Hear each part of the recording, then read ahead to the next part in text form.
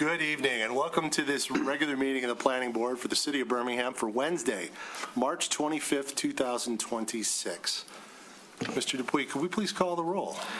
Sure. Janelle Boyce. Here. Robin Boyle. Here. Scott Klein. I am present. Duncan Curry. Here. Stuart Jeffries. Here. Naseem Ramin. Here. Daniel Scher. Here. Brian Williams. Present. Fantastic. We are quorum. For the record, Mr. Dupuy, Mr. Curry is voting as the seventh voting member tonight.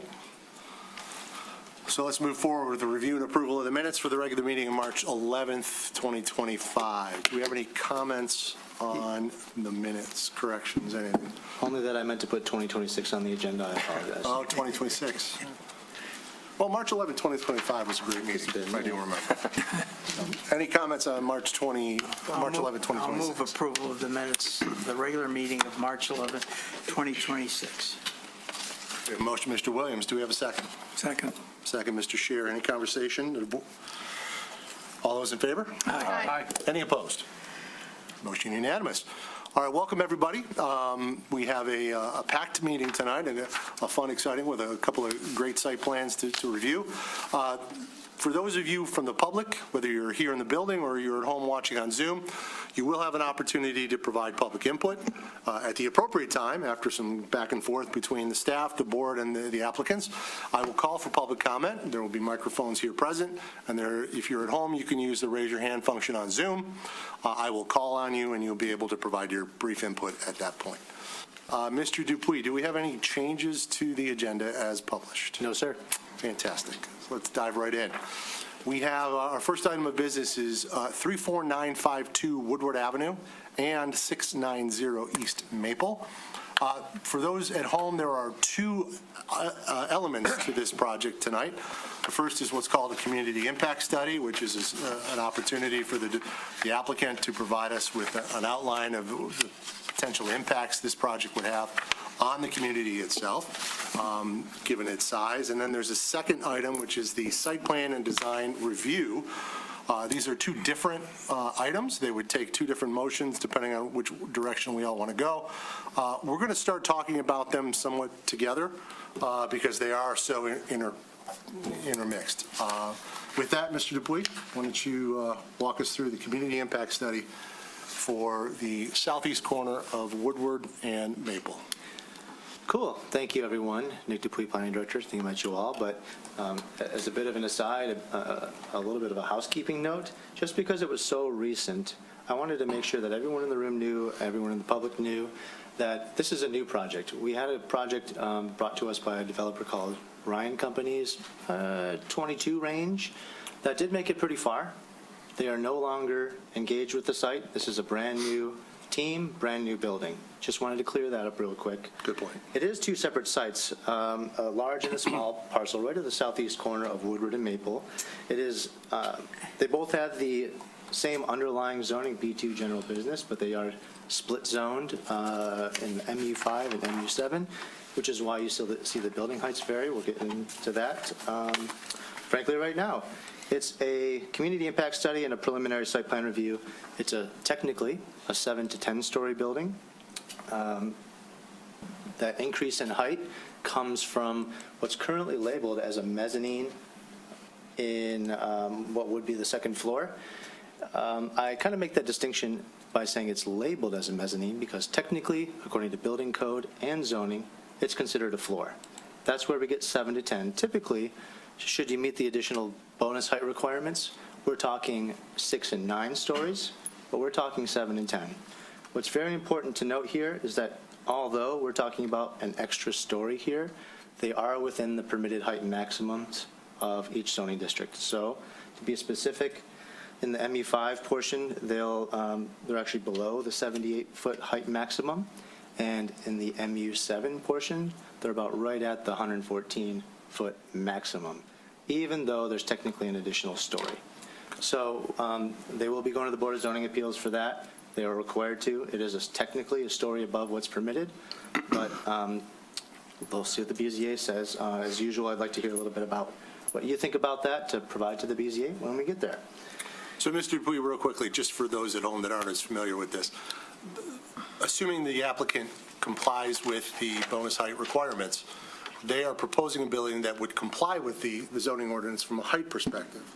They're asking or seeking from the Board of Zoning Appeals to add an extra level inside the building to really dumb it down. Is that correct? That's exactly correct. Okay. Yep. That extra level is not something this board deals with. That is a Board of Zoning Appeals, as long as the height, but the height is legal, is what you're saying. Absolutely. Okay, Yep. perfect. Thank you. So as I mentioned, it's at the southeast corner. There's two parcels. I mentioned here right up front that to be able to build this building, they'll need to combine the two parcels, kind of standard, ordinary stuff, no special requirements for that. We are here at the community impact study phase first. We do this because there are buildings of a certain size that we recognize could cause some may affect, I should say, some community services, perhaps environment, neighboring properties. So we do a separate additional review for buildings that are over 20,000 square feet in area. This building is a little over that at almost 540,000 square feet. So obviously, we're here to do a community impact study. I'll be kind of not breezing through, but skimming through some of the main points of this community impact study. Stop me if you need to, but of course, I'll answer questions at the end. Of course. The first section here deals with planning and zoning issues. So we review the use. We know that mixed uses are permitted over there, residential, restaurant, retail, all good. We do dive into the master plans. We did both here. I think it's obvious that we're working from the Birmingham Plan 2040. That's our current controlling master plan. But because we have the Triangle District Overlay Ordinance still, we thought it worthwhile to at least mention the Triangle District Urban Design Plan, even though the 2040 plan essentially kind of just recommends that we keep on pursuing most of the stuff that we didn't do in the Triangle District Urban Design Plan. For the 2040 plan specifically, one key point is that in the future, should we make good on this recommendation, the downtown zoning district downtown district that we know it is going to extend east into a new district called Maple and Woodward. All the same densities, all the same heights, nothing would change that, but it would bring that side of town into downtown.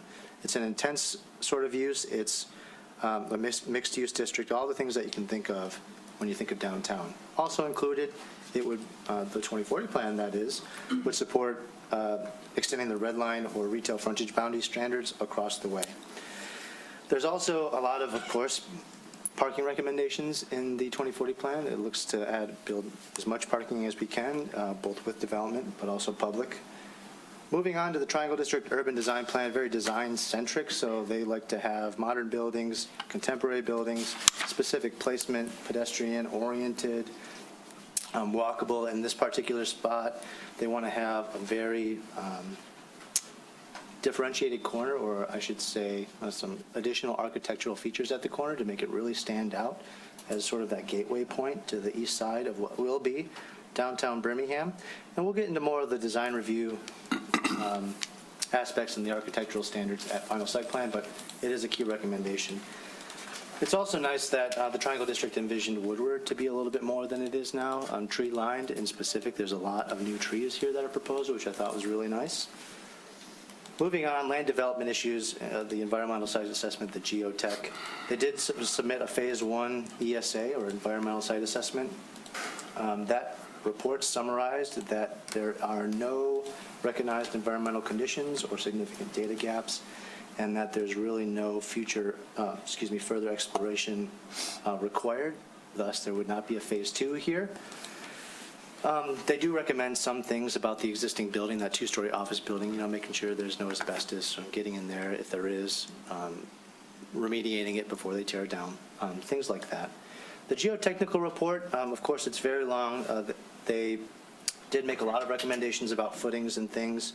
I did note in here that I think it's just the way they described it, and I think I can probably just read it to you. They described the building as 1 or 2 levels of underground parking, 3 levels of above-ground parking, a partial single level of retail, and up to 6 levels of residential units. We just want to make sure, we'd love if the applicant could confirm that indeed they prepared their footing recommendations for a 7- and 10-story building, not anything less.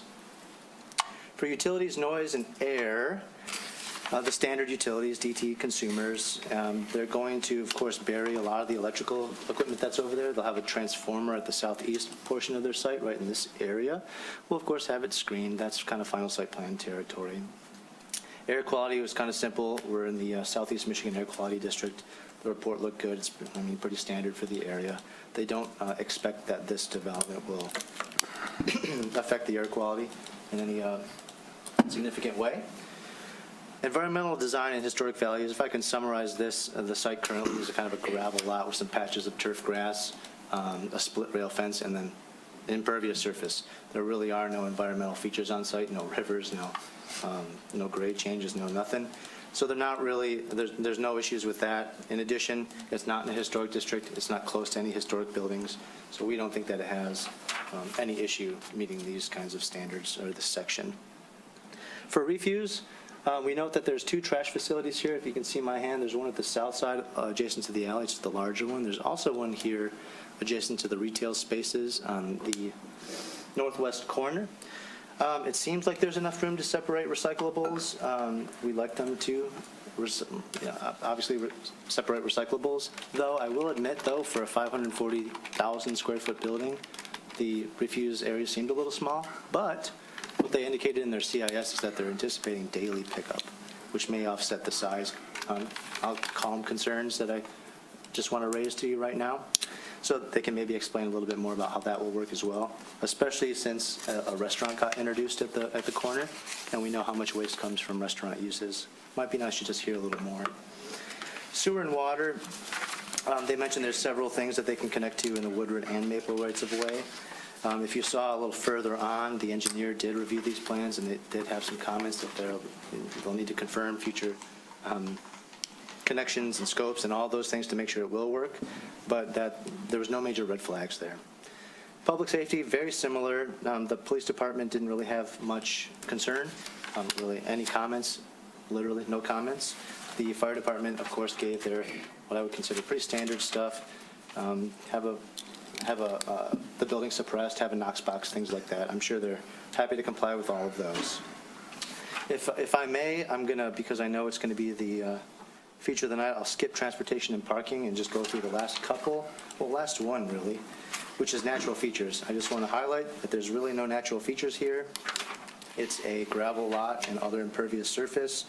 I failed to mention in the earlier section that when it comes to sewer and stormwater and things, so I'll mention it here, that they are proposing to have some detention as required by a city ordinance beneath their lower level 2 here.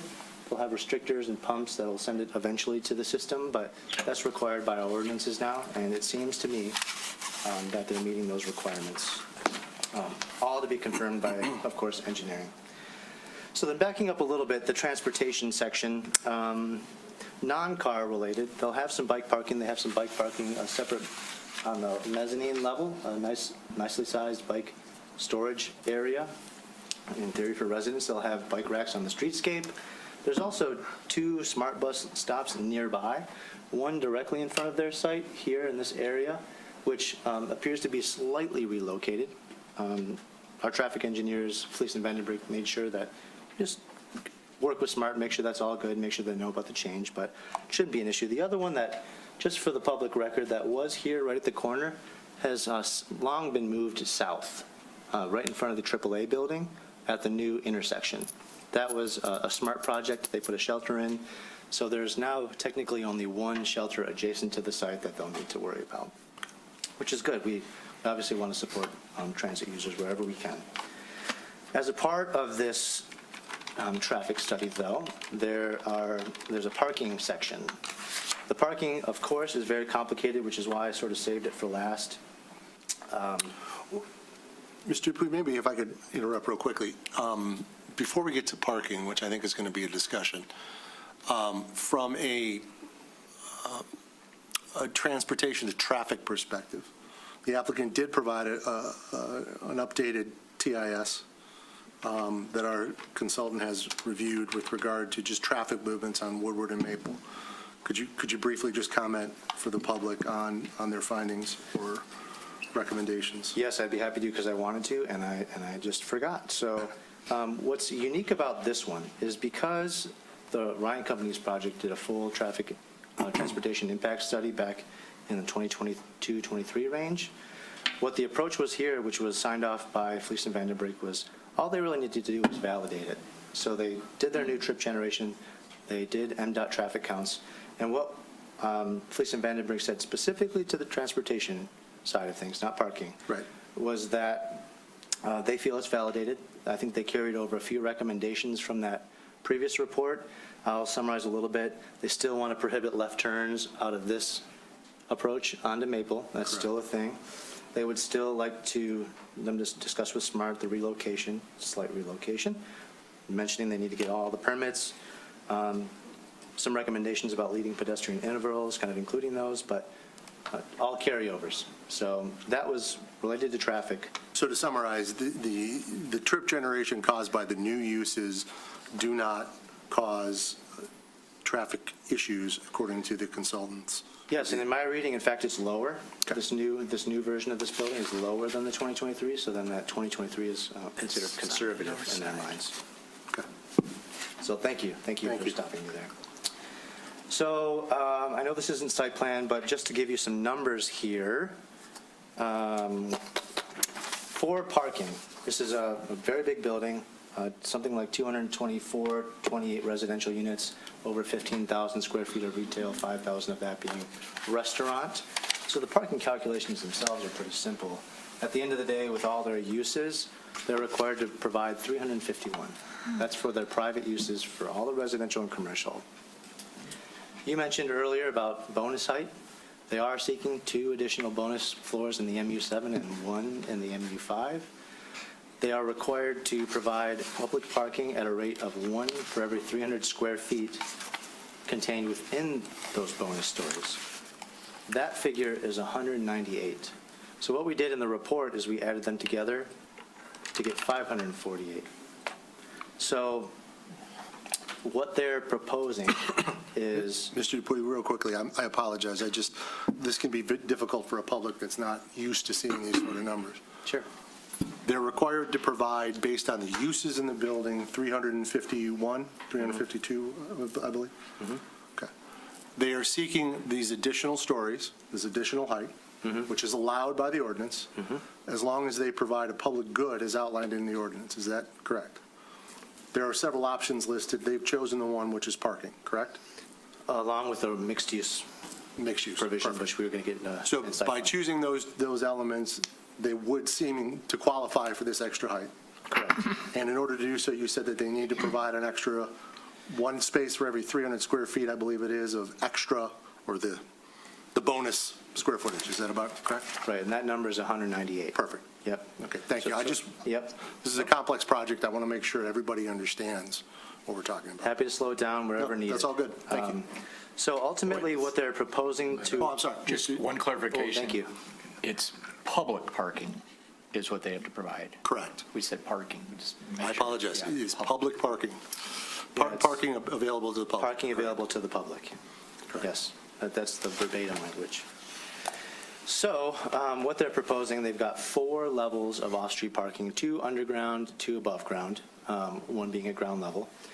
In those 4 levels, a total of 390 parking spaces. In the Triangle District, you are allowed to count on-street parking, adjacent on-street parking towards your parking requirements. There are currently 7 in the Woodward right-of-way on this iteration of the plans.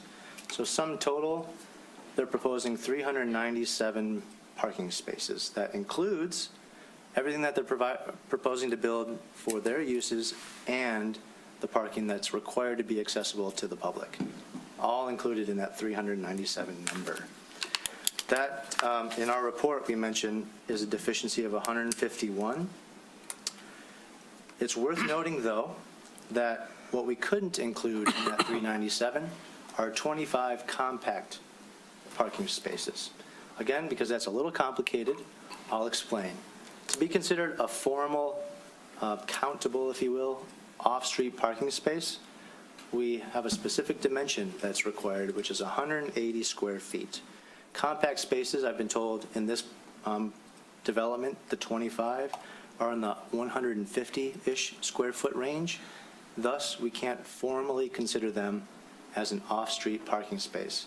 But it's worth mentioning that those 25 are still there for compact parking, some of which are in tandem, like stacked spaces, no more than 2, though, stacked at once.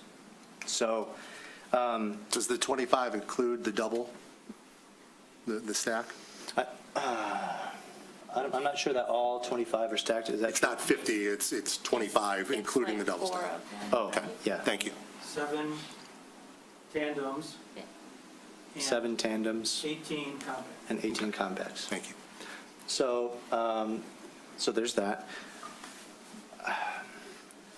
Ultimately, what they're going to be pursuing is a reduction in their parking. They do have the provisional right to ask to the planning board, based on the provisions of 3.08, to request that the planning board reduce their required parking by up to 50% should they meet basically the shared parking requirements that we all know from Article 4 of the zoning ordinance. That's kind of getting into preliminary stuff. I'll explain it further if you'd like, but ultimately that percentage is 43.2 that they're currently asking a reduction for. At The this time, reduction they're asking for is approximately 43% of the total parking they're required to provide, Yes. is what you're telling me, Yes, for their that's- uses. And that's a little bit different from the report. I apologize. I made a mistake with the 7 on-street spaces. The report says something like 41.3. It's 43.2. Okay. So, Mr. Dupuy, I think that even though that's a site plan matter, I do think that this is an impact matter. I think we need to discuss this a bit further and answer any questions of the board, as well as go a little bit further into this. Mr. Sherry, you had a question? So the 43, or whatever it is, 43.2% reduction, is that from the total, is that from the 390, whatever it is, that meets their uses? Or is that off the whole 198 plus 397, or whatever? Again, your numbers went by pretty quickly, but, It's a lot of numbers. yeah. So the way that we wrote it in the report is that we felt the reduction was not appropriate in the 198 parking spaces that are required to be accessible to the public. So that percentage is off the 351 Okay, perfect. that they're required That's to what I wanted provide to for the understand, private yeah. uses. Yes. Okay. And that, just one other question about that. That 351, is that what's required for building without the extra stories or the building with the extra stories? It includes the units and the extra stories. Okay, all right. So I mentioned the shared parking. Yeah. Mr. Dupuy, could you explain to the board and to the public, for the record, the ordinance that allows us to consider a waiver and allows them to ask for it, to ensure that the public understands why we're even discussing the idea of reducing the number of required parking spaces? Yes. And perhaps how this may differ from, say, something in a B3 or a B4 downtown that is also a mixed-use building, if there are any differences in the ordinance language. Could you please? Absolutely, and if I may, I'll just read it verbatim. It's short. So the Triangle District provision that we're talking about currently reads, because the Triangle District overlay is intended to encourage pedestrian/transit-friendly design and compact mixed-use development that requires less reliance on automobiles, the parking required by Section 4.45, which is the parking provisions in the zoning ordinance, may be reduced or waived by the planning board as follows. 1, providing shared parking whereby the planning board may reduce the total parking required by multiple uses by up to 50% under Section 4.45G4. 4.45G4 is the shared parking provision in the general zoning ordinance, so it just directs you to that instead of rewriting it, frankly, just to explain that. Which reads very similarly, but importantly, that shared parking provision, the basis of it is that the peak parking demands of those uses in a mixed-use building occur at different times, and that the parking area meets the anticipated demands of all the uses. The planning board needs to make the determinant based on the following, which there's four provisions, so they need to provide us data, a shared parking analysis, basically. They need to explain the shared parking arrangement on adjacent uses, and they need legal evidence. So what they did, Okay. So before we go there, Okay. let me just summarize. What you said was, because of the urban context of some developments and a mix of uses, there's the possibility, at least in the ordinance, that the restaurant will not be open for lunch, for instance, but that the retail will be busy. Those spaces are not going to be marked restaurant versus retail. Therefore, there's going to be a bit of a sharing that is allowed. Furthermore, there's something called internal capture where a resident is going to come down to the restaurant. I think they would hope.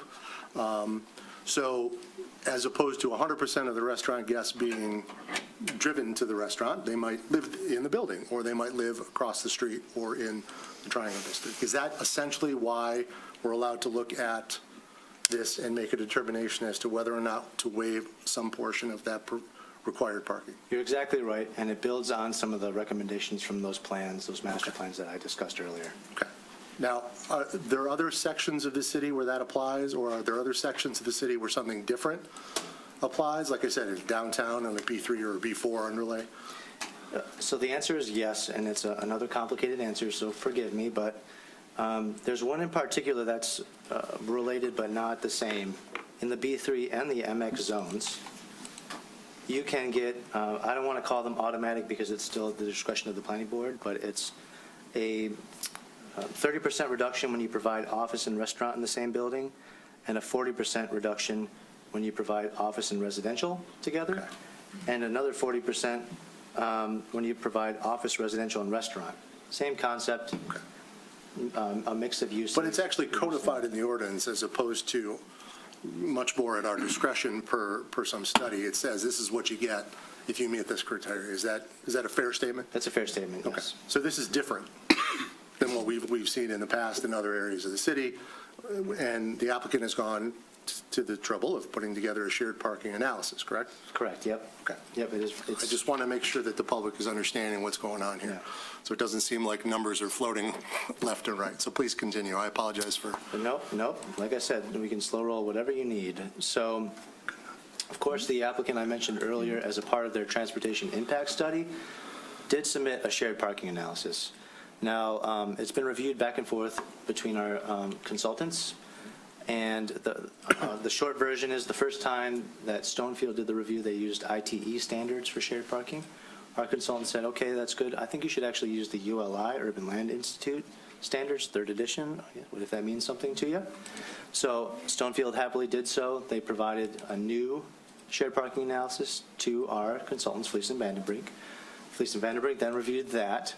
And I guess the short version, if there's such a thing, is that we got a letter that I sent around to you all. I've got some extra copies if anybody else needs to look at it, but ultimately they, Is it on? I would summarize this in my communications. Mr. Dupuy, was this available in the packet? This came to us via email, correct? No, this came on March 24th, so after. So it will be added to the packet. Absolutely, and it's part of the public record. Anybody can request it at any time. Okay. And I brought extra copies, like I said. Thank you. Let's read it. So they suggested that they still think that the math is a little bit off, and that, so they got different numbers. They thought that, based on their view of the ULI shared parking analysis, a recommended parking supply of 288 spaces to accommodate residential employee uses and 90 spaces for customers and visitors is what they would suggest. Importantly, though, they also suggest, By they, you mean the city's excuse consultant? me, Fleece and Vanderbrink, the city's consultant, yes. There's a couple more important things that they acknowledge that the analysis that Stonefield does, the applicant does, requires that the public parking spaces are necessary to accommodate their uses. And then finally, that if there's any reserved parking for condos or apartments, that Fleece and Vandenbrink feels that though it cannot be considered in the shared parking evaluation. And that is where we've left off. That's as far as we've gotten. And obviously, Stonefield's here tonight to explain any of the details, but Mr. Dupuy, I'm a little confused.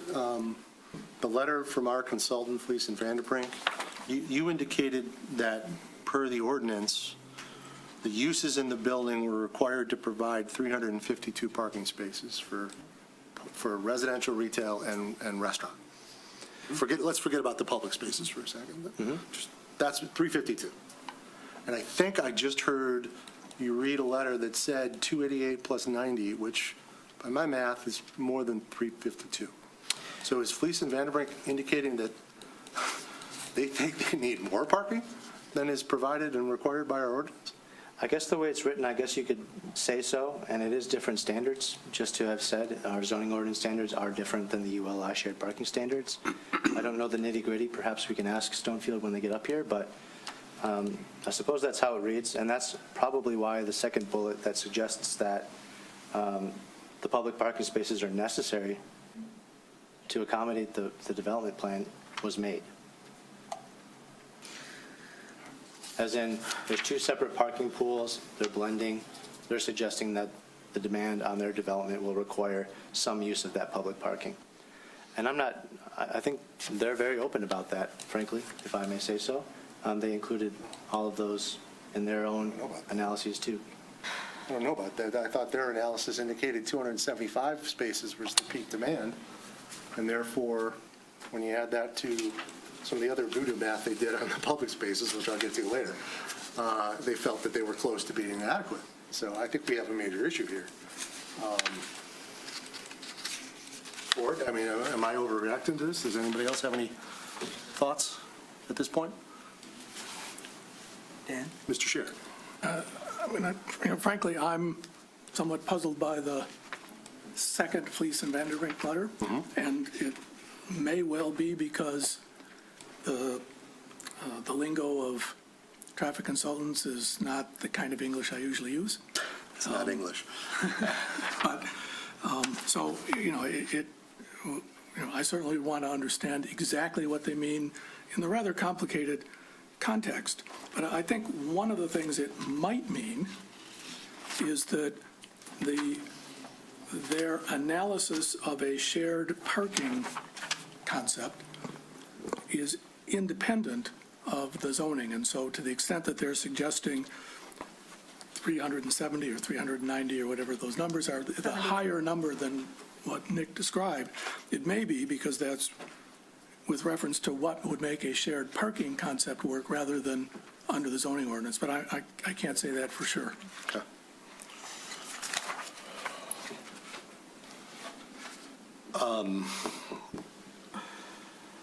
Okay. Mr. Dupuy, did you have anything else before? Maybe it might be an apropos time to bring the applicant up to help talk through this a bit. No, I think that's probably a good idea Is at that this a point. good point? Yep. Okay. Any other comments or questions for Nick from the board?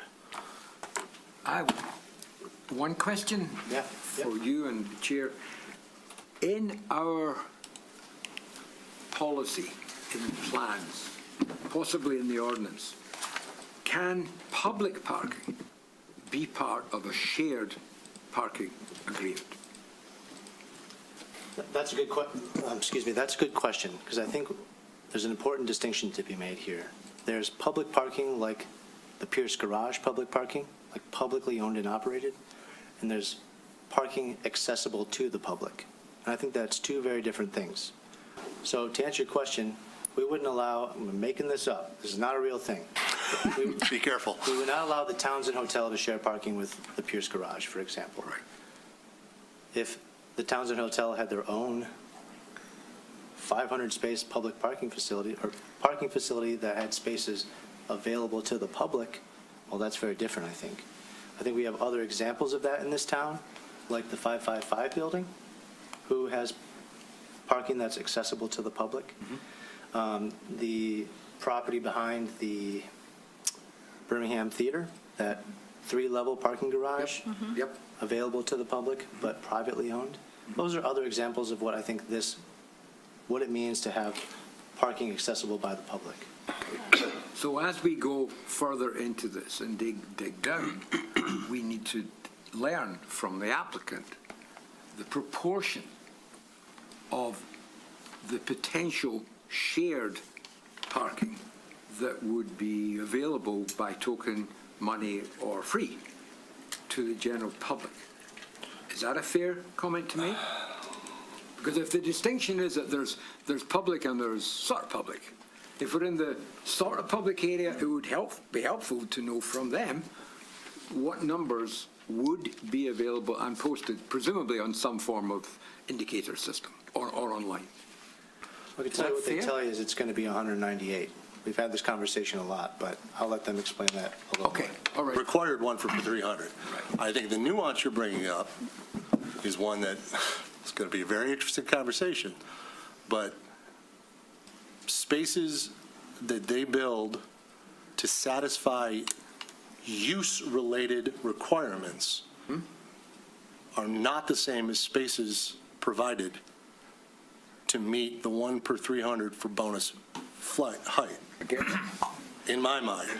Otherwise, every single parking space in the Kroger parking lot across the street from this development is open to the public, but it's there to satisfy their use, and those are two very different things. And if we want to go down that road, then we're going to have to get the city attorney involved, because I'm not about to sit here for 3 hours to discuss it.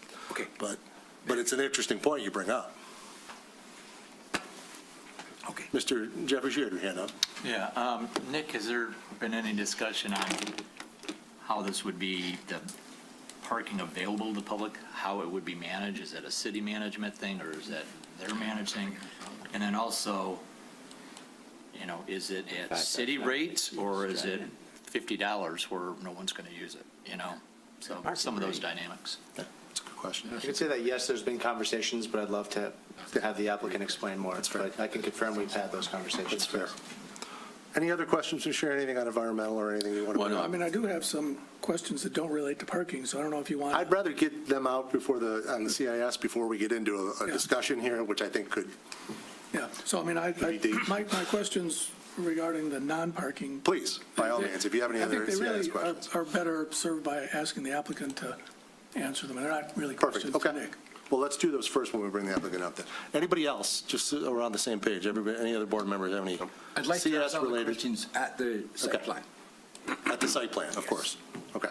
So we will go, and the applicant is here, the talented team. If you would come forward, anybody who's willing and able to speak about this, and please introduce yourself, and then I think we'll dive into a few questions that you may have some comments. Please feel free to do so, but we'll dive in from there. Well, hello and good evening, and I appreciate the opportunity to be here tonight. Just by way of introduction, my name is Sam Beznos, and I'm the CEO of BezTech and one of the owners at BezTech as well, and a resident of Birmingham. I know we jumped into parking, but I'm excited to present our vision for the Maple and Woodward development today. I believe this site is the gateway into the city of Birmingham and has the potential to serve as an important connection between the Triangle District and the historic downtown across from Woodward. It will be the catalyst to really activate the Triangle District in the corner. I just want to stress that because, up until now, it really has not happened. But let me give you a little bit of background real quickly on BezTech, because I know we want to talk about the development. Just so you know, I mean, we're a privately held third-generation family business.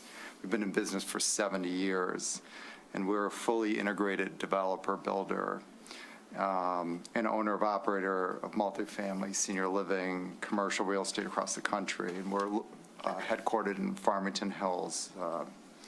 And we own and manage about 30,000 apartments across 14 states, and we employ about 1,300 employees. And we're also building other projects in Michigan and Florida right now. I've had the privilege of working with Birmingham for over 10 years now. We've developed and owned, for some of you probably know, because you've been before, you were at the commission at the time, but we're the owner and operator of All Seasons Birmingham, which is in the Triangle District, and the Enclave, the newly built one just to the east of us. And I believe these are one of the most premier developments in our portfolio. And as a long-term owner of real estate, we take a great pride in our developments, and many of which we've held in our portfolio since the late 1960s. And our approach to invest is with a very long-term perspective, focusing on innovation and quality and thoughtful design and planning and ongoing stewardship. I want to stress this is a project that, we intend on owning and operating for generations. Our approach to development is really a collaborative approach, and we value working with you closely. I know this is an important project for you guys as well as for us. And we hope the end result reflects a shared vision and most importantly enhances the surrounding area. As I think you guys already realize, this site is very challenging. It has some unique challenges based on the heavily trafficked, Woodward corridor and Maple corridor. And there's a lot of trade-offs between the mixed uses and how it affects design and feasibility of the project. And, the team here today will get into that and get into how our approach was to this development and the thought process and all the considerations we made in terms of to get here today on the development we're presenting. I'm confident that you'll see tonight that we've assembled the correct team of professionals with the experience, capability, and vision to see this project through commission. Most importantly, BESTAC has the experience and desire and the financial capability to successfully execute on this project. I know that there have been others, as Nick mentioned, that have attempted to develop this property over the years, but, I want to stress that, we are certainly capable and willing to do so.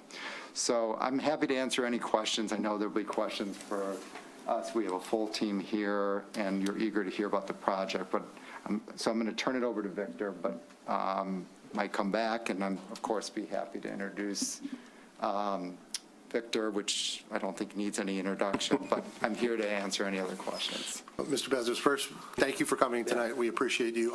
I will jump in and say, whatever you hear tonight, this is all a process of getting the best building here.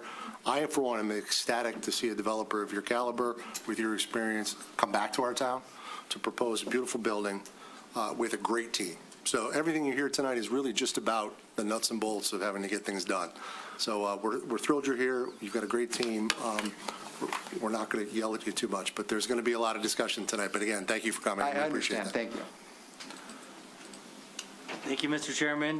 My name is Victor Soroki, part of Soroki Architecture. Before I get into our presentation and introduce the whole team, just so I'm clear, Mr. Chairman, I know we're in the CIS portion of the conversation. I think what I'm hearing is you want to hear from our traffic engineer as it relates to the shared parking study right now. Is that correct? I think we have a couple of questions related to environmental. I don't know if there were one or two others that maybe we could just get done real quickly first. And then I think you're right, Mr. Soroki. We'd like to talk to your engineer from Stonefield to just talk through a few things. Right, because our presentation was, it relates to the building design. and Site everything plan, else. which is all so important, and I hate It's that going to parking. take all evening. But, I hate that's right. that parking is the center of this, but it is right now. We do so. have our environmental consultant, Kevin Kazuski from Pinchin. And so if I can ask Kevin to come up, and if you want to ask questions regarding the environmental report, he would be our person to answer. Right, before we do that, if I can. Please. Mr. Soroki, one of the things that first of all, I'll take it you were kind of the lead on organizing that. I just want to compliment you. It was an excellently put together CIS. Every time as I read through it, that I had a factual question, subsequently that question was answered. Really very, very well done. I'll take the credit. My son Alex actually was the author of that, but Well, then never mind, you don't get the credit, Al. Nicely done. But I do have a kind of a conceptual question. In the introductory part of the CIS, there was a statement, I think in a couple of places, that one of the ways in which the building meets the objectives of the Triangle Plan is that it relieves downtown parking demand. And I just want to understand, is that to suggest that folks who are visiting or working in the downtown, say west of Woodward, might be parking over in this building? Or is it something else? I think it could be a little bit of both. Maybe the word downtown parking demand is embracing also maybe parking demand potentially in the Triangle District as well. we just are saying maybe the greater downtown of Birmingham. So if there are users in the Triangle District that want to park, and the parking, of course, is not free, even our municipal structures is not free, there will be a charge for parking, they will have the opportunity to park there. It is not solely a private garage. Many private developments like this have just private structures or private garages. Obviously, we're providing the public parking component as one of the two methods of gaining the bonus floors. But your expectation is that some, I'll call it users west of Woodward, may come and park at the facility in some, That's right. okay, all right, thank you. That's what I wanted to Yeah, understand. and they're welcome, and we encourage it, and it's part of one of the, I think, the benefits of this project, is the way I would say it. Okay, thank you. Okay, so if you have I- anything else, or you want to do an environmental Let question? me, as long as your guy's standing up, let's let him. Okay. Hi, so if you'd identify yourself for us. Yeah, just for the record, please. My name's Kevin Khrushchevsky. I represent Pinchin, formerly PM Environmental. I've done a ton of work in Birmingham. I actually live here too, so Oh, okay, I thought I should declare that. yeah. all right. So I went through the environmental stuff, and Okay.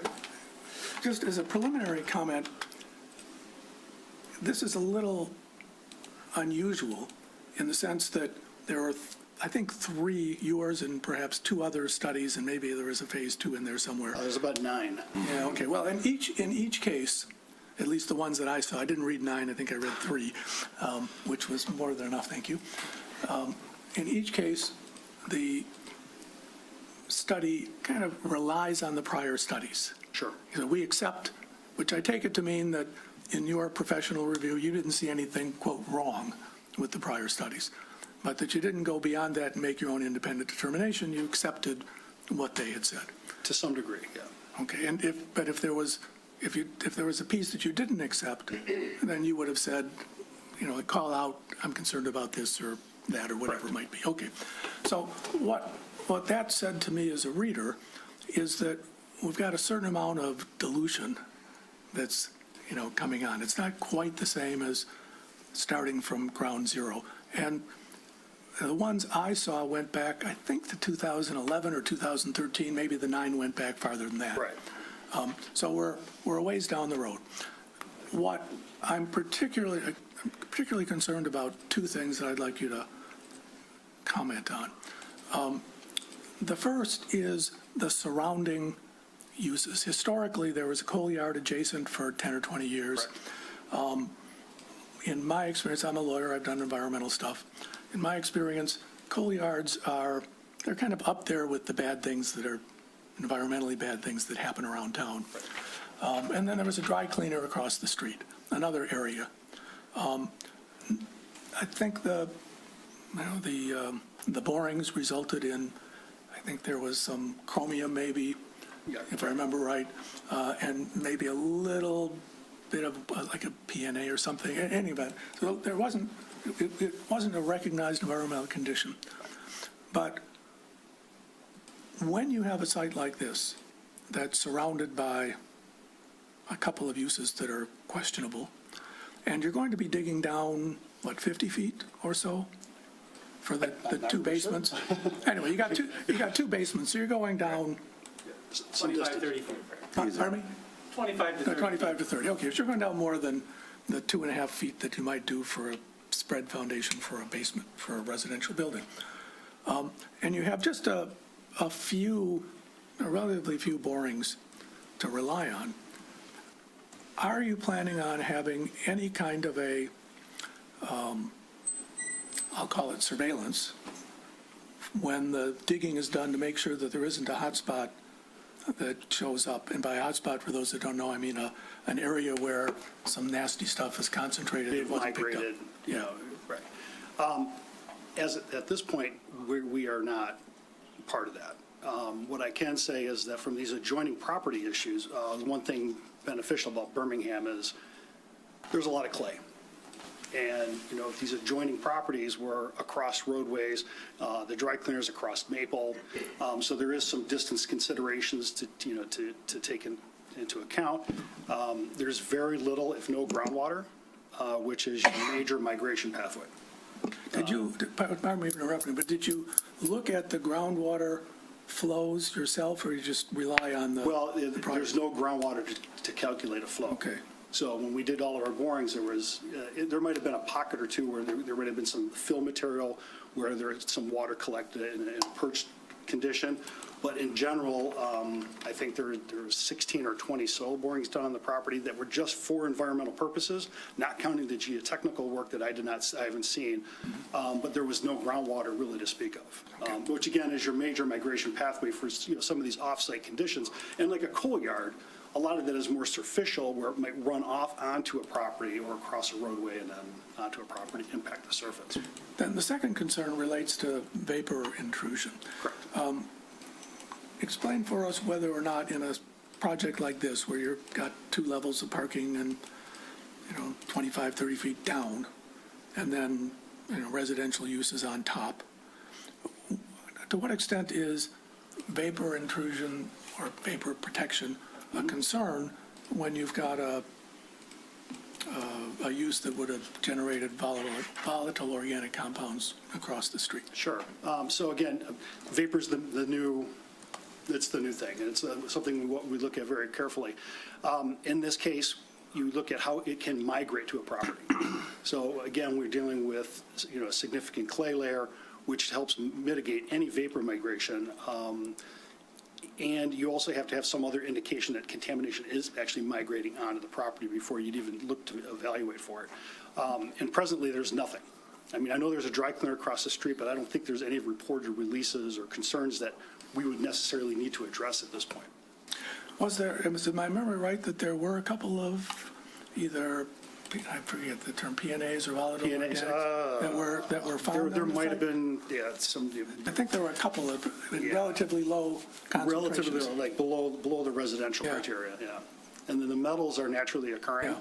so Okay, all right, thank you. that's it. That's it. Appreciate your time.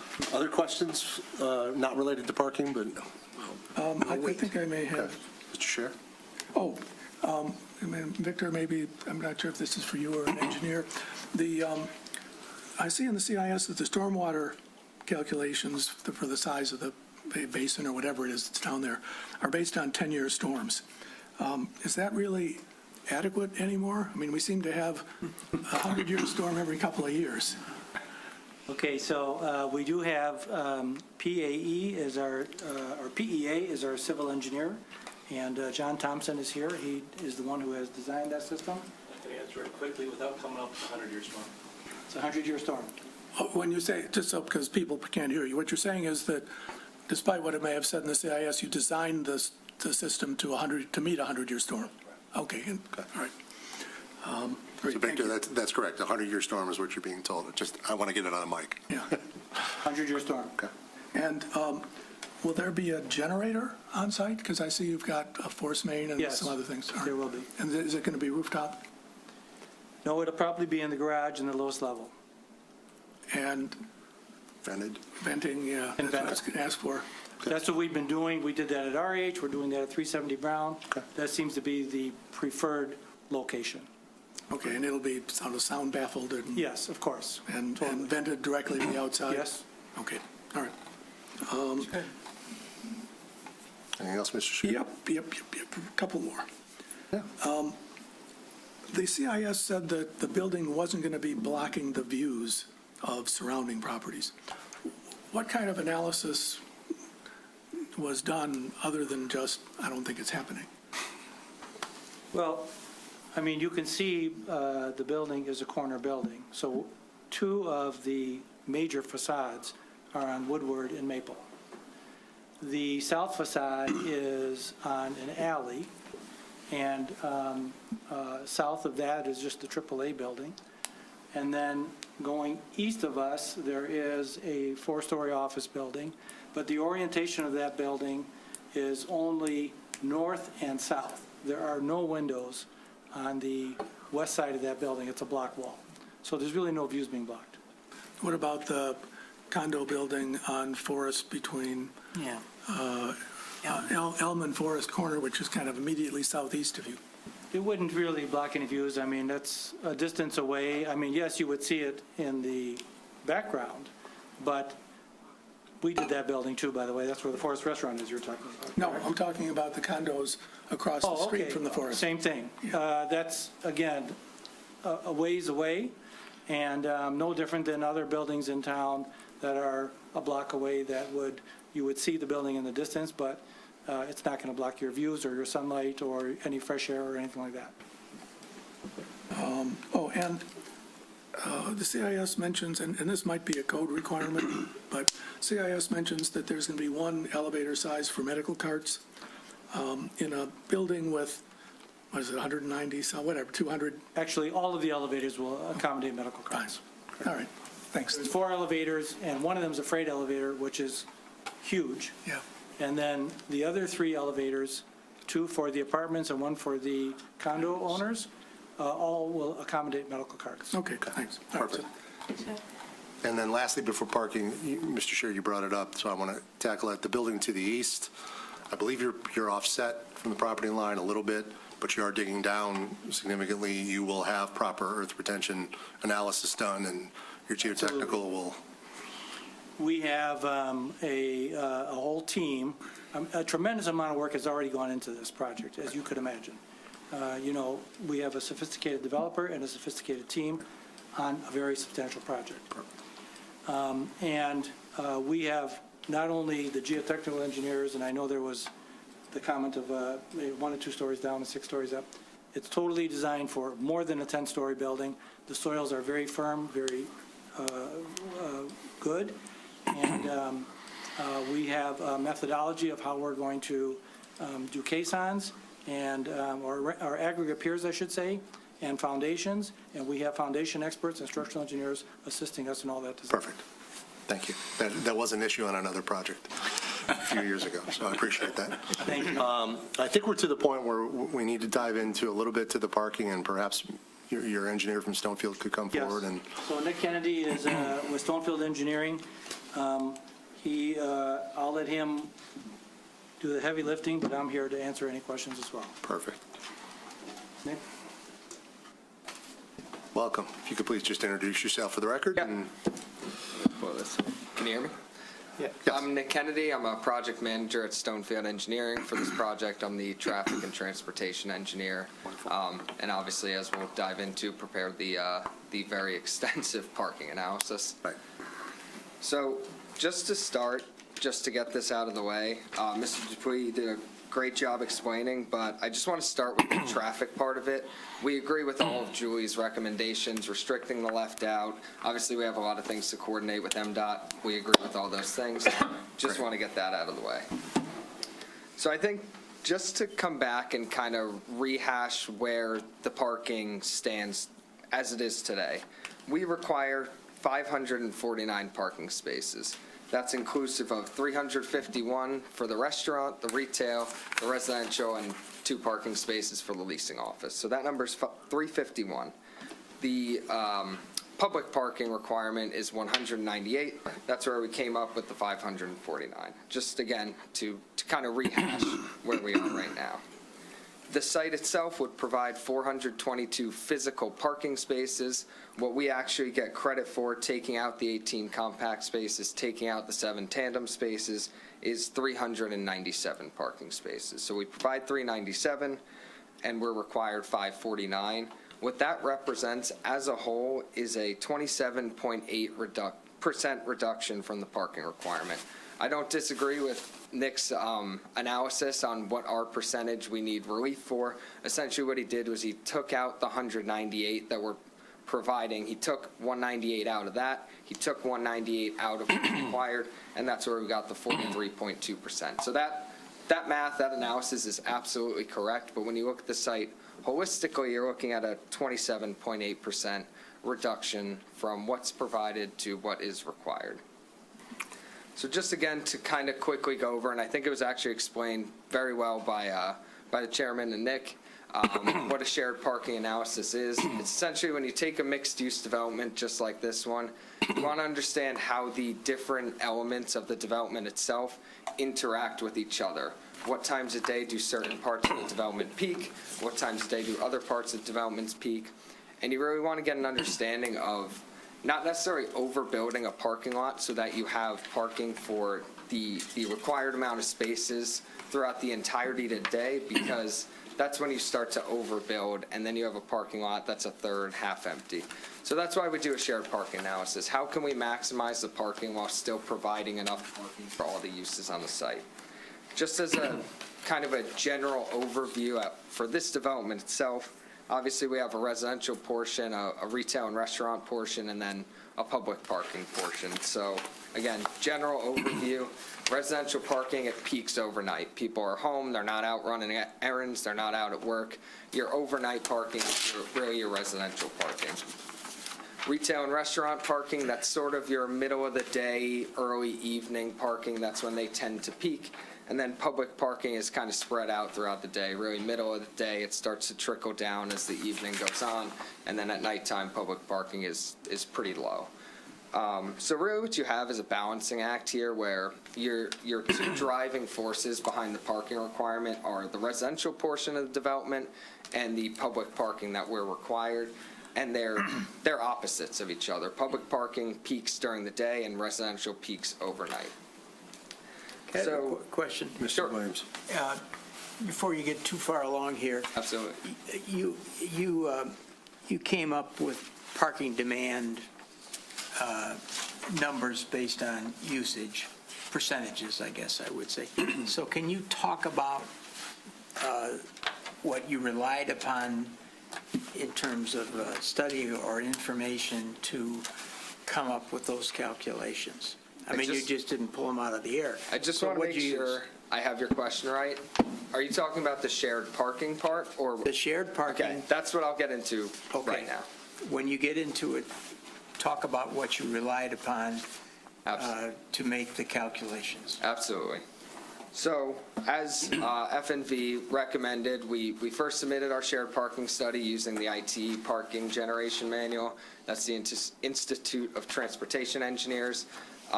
What they recommended is to use the ULI, which is the Urban Land Institute Shared Parking Manual. It's a very similar process in the fact that they both publish time of day factors, and I'll explain shortly. It's just that the ITE really looks at the parking demand that you need, whereas the ULI looks at the parking supply you should provide. So they're a little different in that sense. The numbers typically come out pretty similar regardless, but that's just why FNV recommended that we use the ULI. I absolutely don't disagree, and that's why we updated our study. So getting into what shared parking actually is, essentially different land uses have published data on what times of day they peak. It's literal percentages throughout the day, every hour of the day.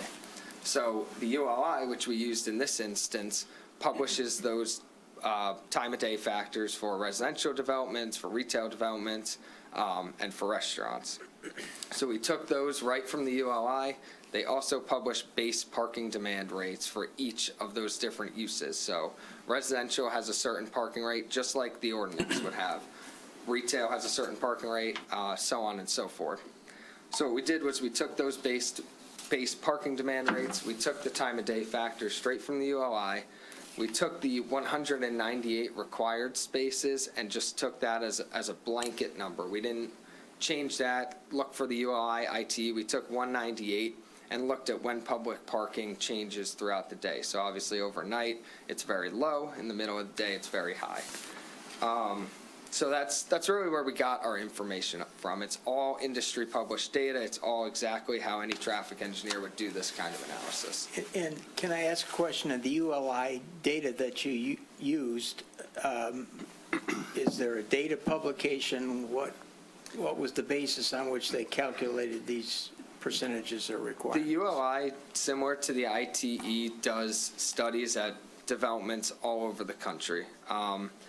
I'm sure there's dates and locations published in the ULI. I don't have them offhand, but it's really kind of the the shared parking Bible, if you will, for traffic engineers. It's exactly what every traffic engineer would look to, actual data that they've went out there, they've studied mixed-use developments, and this is the data that they came up with.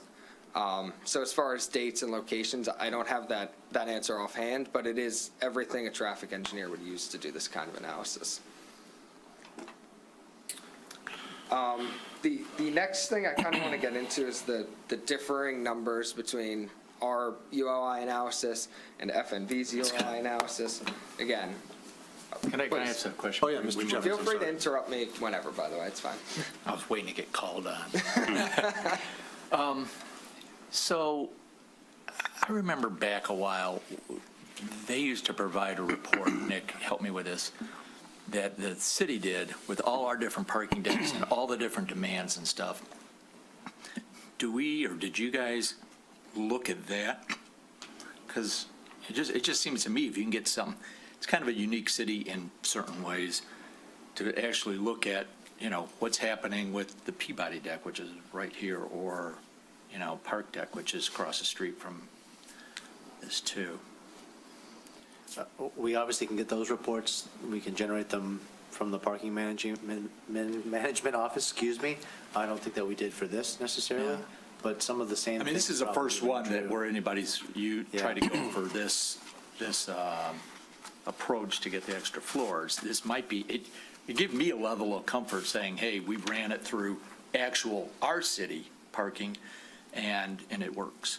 Yeah, I don't think I'm not poo-pooing the idea necessarily, but I think it tracks what Nick's suggesting, is that it ramps up to midday being peak and then it's empty, as empty gets at night.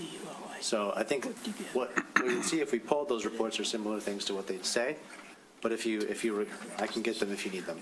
That's no problem at all. And I can get them to, of course, the applicant should see it. Yeah, I think being one of our first ones, it would be interesting. The world changed. Yeah, just for the short answer, so I'm on the record clear, we did not review those reports. We are obviously more than happy to work with Nick to take a look. And like you said, data from this exact city is as valuable a data as you could get. So we're more than happy to review that. But for now, what we have is our ULI study. So again, kind of getting back into where the differing numbers come. I just want to establish one more time, our site itself, without the public parking aspect, requires 351 parking spaces. Again, without the public parking aspect. F&V, when they ran their ULI analysis, came out to 378. I think that was a question earlier. Slightly higher.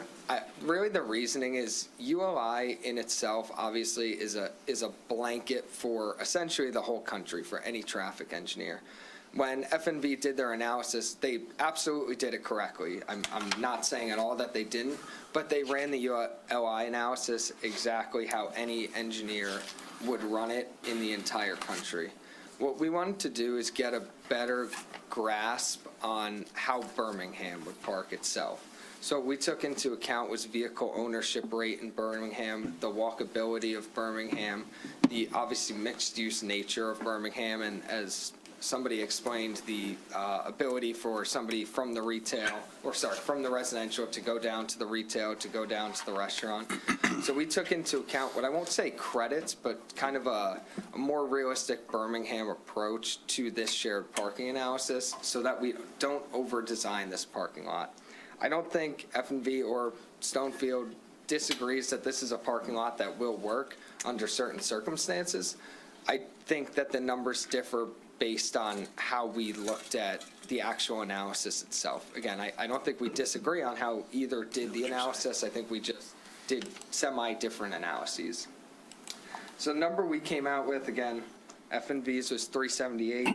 Based on our analysis, taking into account vehicle ownership rate, the walkability, the mixed-use nature of the site, we came out with a parking demand of 266 for just our portion of the development. Again, on top of that, we obviously need 198 parking spaces for public use, which is kind of what brings me into my next topic is that 198 parking spaces.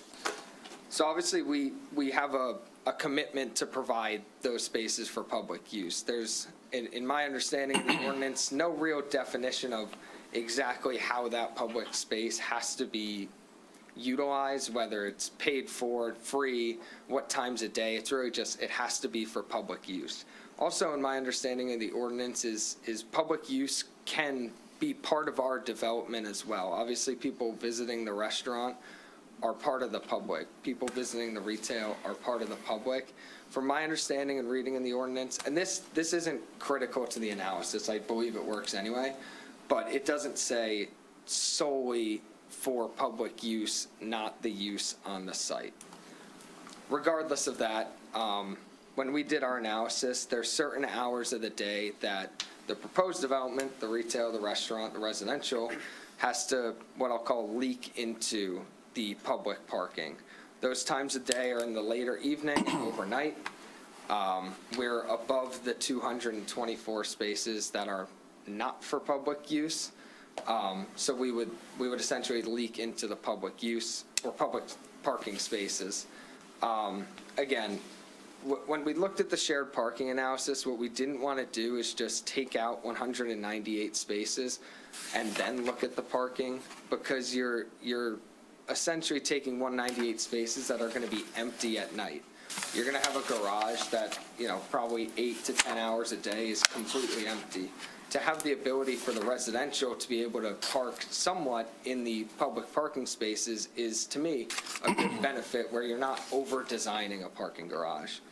So just to give you, and I apologize for all the numbers, just to give you the numbers on that, the 266 max parking spaces for our development would require us to bleed into the public parking 42 spaces. So out of those 198 public parking spaces we would provide, 42 of them after, I believe, 10 p.m. would be utilized by the residential development. Again, it's a portion of the public parking, and there's certain ways that it could be signed or striped that it's still public parking when public parking is. Can you please run through that number again? Because I'm just doing quick math in my head, and that doesn't seem to jibe. So help me understand where I'm going wrong. So You're suggesting 266 is the number that should be used for the uses. The shared parking would support that. Okay. Correct. That's And you're providing 199, if I'm not mistaken. So 260 minus 199 is 60 some odd spaces. So how am I only bleeding 40 out of the city's system? that is my apology. By ordinance, you're correct. It would be 60 something. I could do the math quick. What that doesn't include is the tandem spaces or the compact space. So physical parking spaces. And I get you. it is a little confusing. And I want you to know you did an excellent job with your analysis, and you did a great job explaining this. And I'm a PE too. I mean, I'm not faulting you for anything you've done here. No worries. However, there are issues beyond math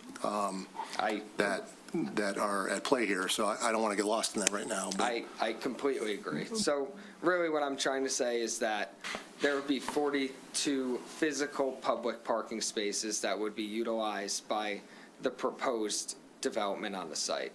Obviously, that's accounting for people from the development parking in the compact spaces and the tandem spaces. Again, that's a fraction of the public parking. By my understanding of the ordinance, there's nothing that says the development can't use the public parking. And again, I'm just a traffic engineer. I'm not an attorney.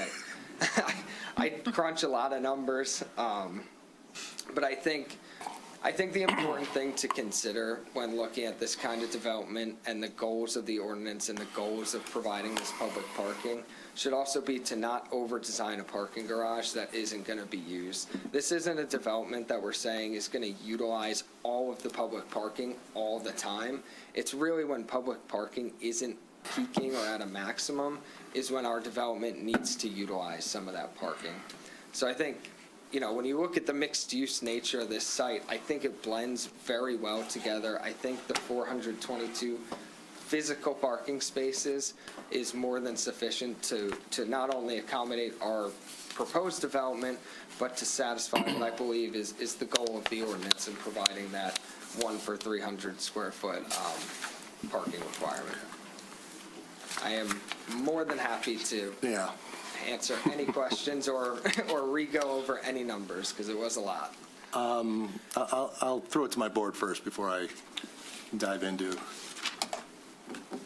what I'm admittedly far too into. Mr. Scheer. So I have a number of confusions. I hope you'll help me. Absolutely. I appreciate that.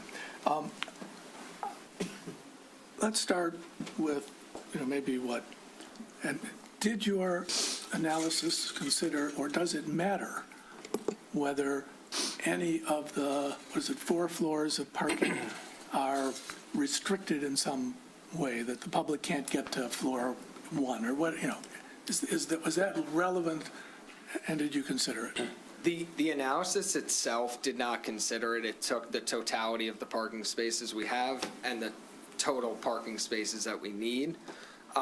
Obviously, there's no floor with 198 spaces. They'd have to be spread out through multiple floors. So as far as, blocking some of the floors or gating them off, I really don't think that's feasible, because we need, 2+ floors just to meet the 198 parking requirement. So I'm clear. So what you're saying is that it's not, this shared parking model makes it impractical to, in this project, to gate off a section for just the residents. Is that right? Yes, that's right. all right. For this Right, for this. project, yes. Yeah, okay. The next question is, I looked at what I think was the ULI hour-by-hour chart. Yep. And I thought that I saw that peak demand, and I didn't look at, I was just simply looking for the highest number. So what I thought I saw was that at 6 p.m. on weekdays, there was a demand for 384 spaces. I'm looking at the weekend.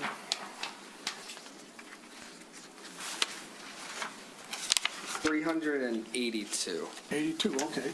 And then, so I wasn't too far off, that's good. And then It's on the printed very weekends, small. at 1 p.m., 402. Those numbers are both correct. Okay, all right. So now I want to understand how that relates to the real number of spaces in the deck. So am I understanding that, well, maybe I need to ask, ignoring the compact and tandem spaces, because they don't meet the ordinance size definition, how many spaces are there? Is that 397? Is that what the? I apologize, just to clarify, you're saying get rid of the compact and tandem. How many are there? Yeah. 397. Okay, so there are 397 physical spaces that meet the, however, whatever that's, Correct. 180 square foot Correct. requirement of the ordinance. Okay, and does the ULI, the shared parking models, do they have an accepted tolerance? In other words, that, are they good to within 5 or 10 or 20 or 30%? I don't believe so, and I think the reasoning is that what I was trying to explain earlier, the IT looks at the parking demand you need. The ULI is looking at the parking supply you need. So I don't think they have a 10% confidence Okay. interval, 25. That's what we think you need for this site. Well, so what I'm getting at is not understanding any of this beyond trying to work my way through it. If peak demand is on weekdays 384 against 397, which is a relatively narrow cushion, and if on the weekend it's 402, which is a very narrow deficit, what should folks in our position be thinking about that? Is that, I'll just leave that open-ended question. That's absolutely a great question, and I think the biggest thing is when those numbers that you're looking at, especially the 402, which is on the weekend at, I think, 1 o'clock, That's when the public parking, we're saying, is at 198 spaces occupied. So nearly 200 people are coming into that parking garage and, going wherever they may go, running errands, going to a restaurant, wherever it may be. So when I look at that, just talking physical parking spaces, that still leaves us 20 parking spaces. I still believe 422 is enough. I understand the ordinance. But when looking at physical parking spaces, we still are at a surplus. Now, let me stop you, because why are you saying that 422 is adequate? Maybe I missed that part. Well, the parking that we would see at that time at 1 o'clock on a weekend is 402, whereas we have 422 total parking spaces, So that- Including the, including the tandem and the Oh, compact. okay. and the on-street. Yeah, okay, now And the on-street, now I understand where you're, And again, Where you're coming apologies from. for Okay. any confusion. yeah, no, it's, So I still think 20 in surplus is enough. Essentially, what that comes down to is if 100% of any parking garage is full, you have to go find another parking space.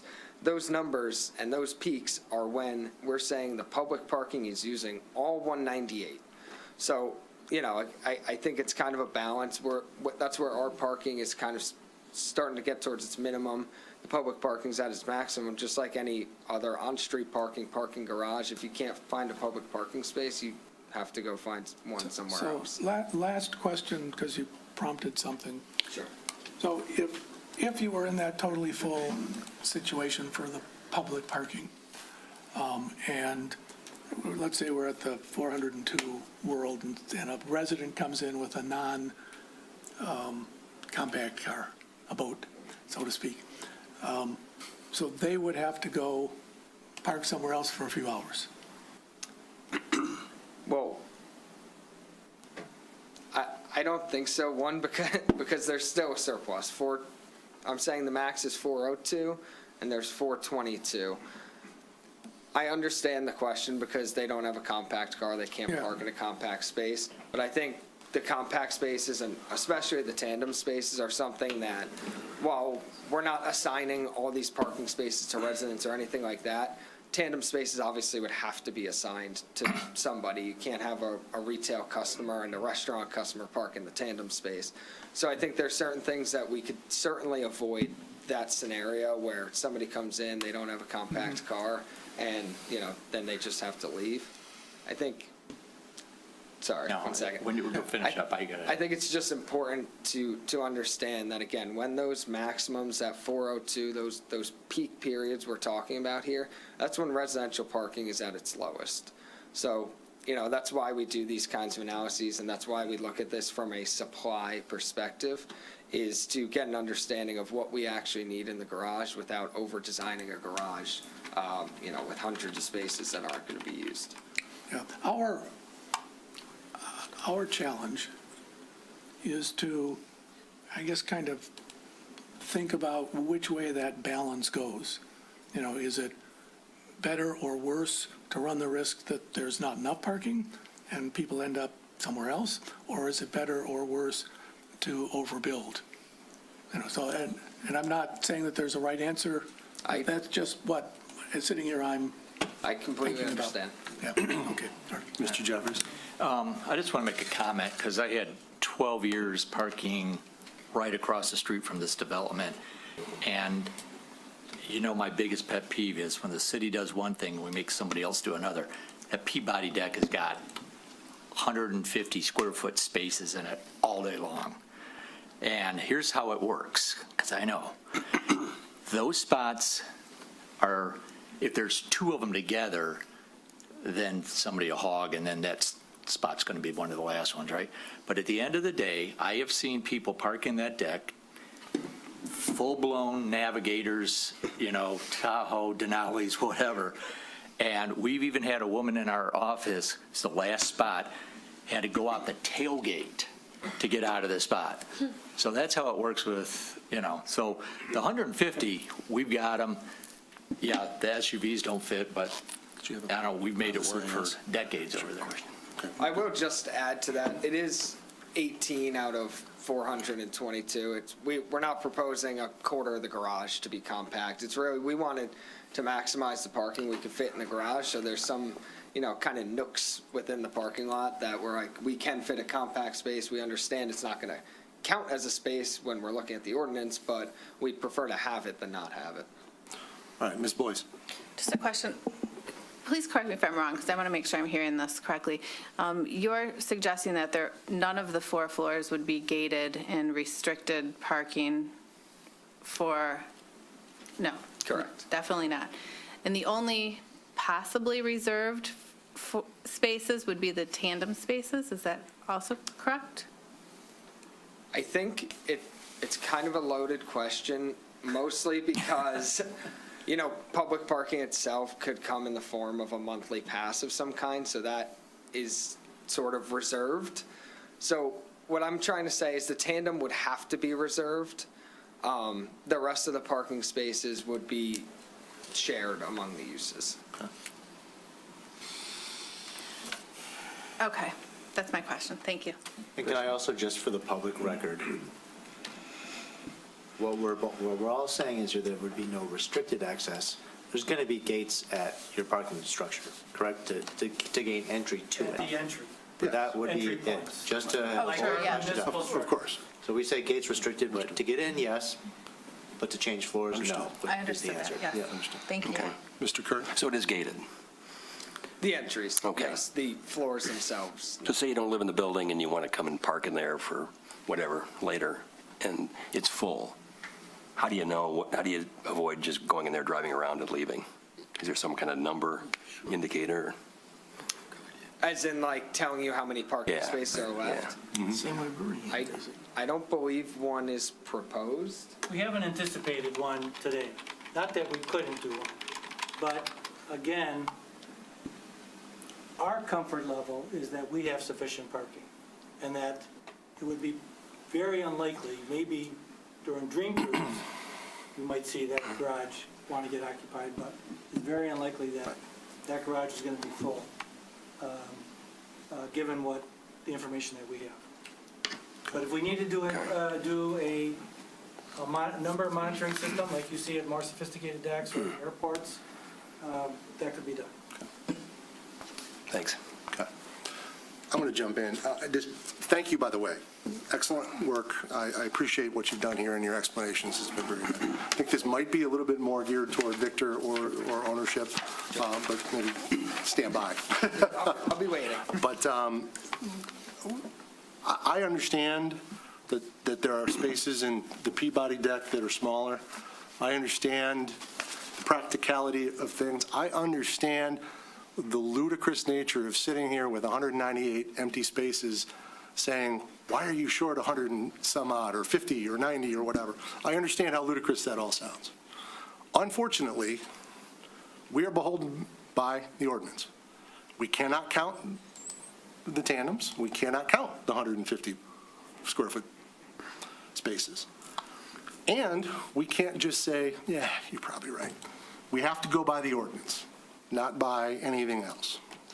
So, Victor, here, let me just lay out my concern. I think it's shared by perhaps some others, but my concern. In order to obtain the bonus height for this site, the ordinance does say that you must provide 198 spaces available to the public.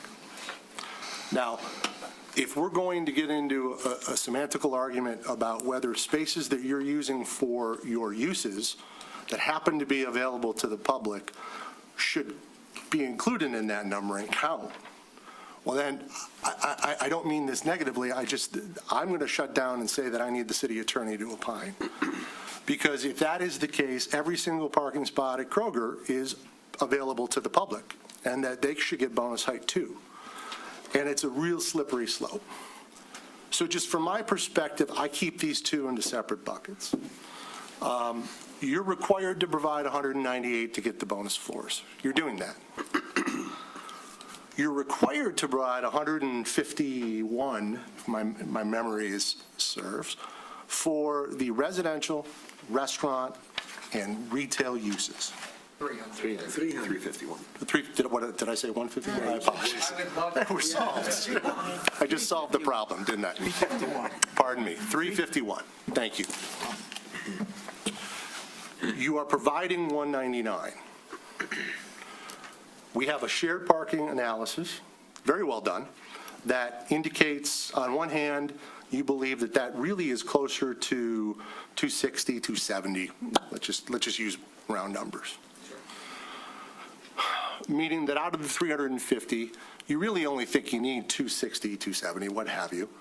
So you would ask for a waiver based on the shared parking to that number.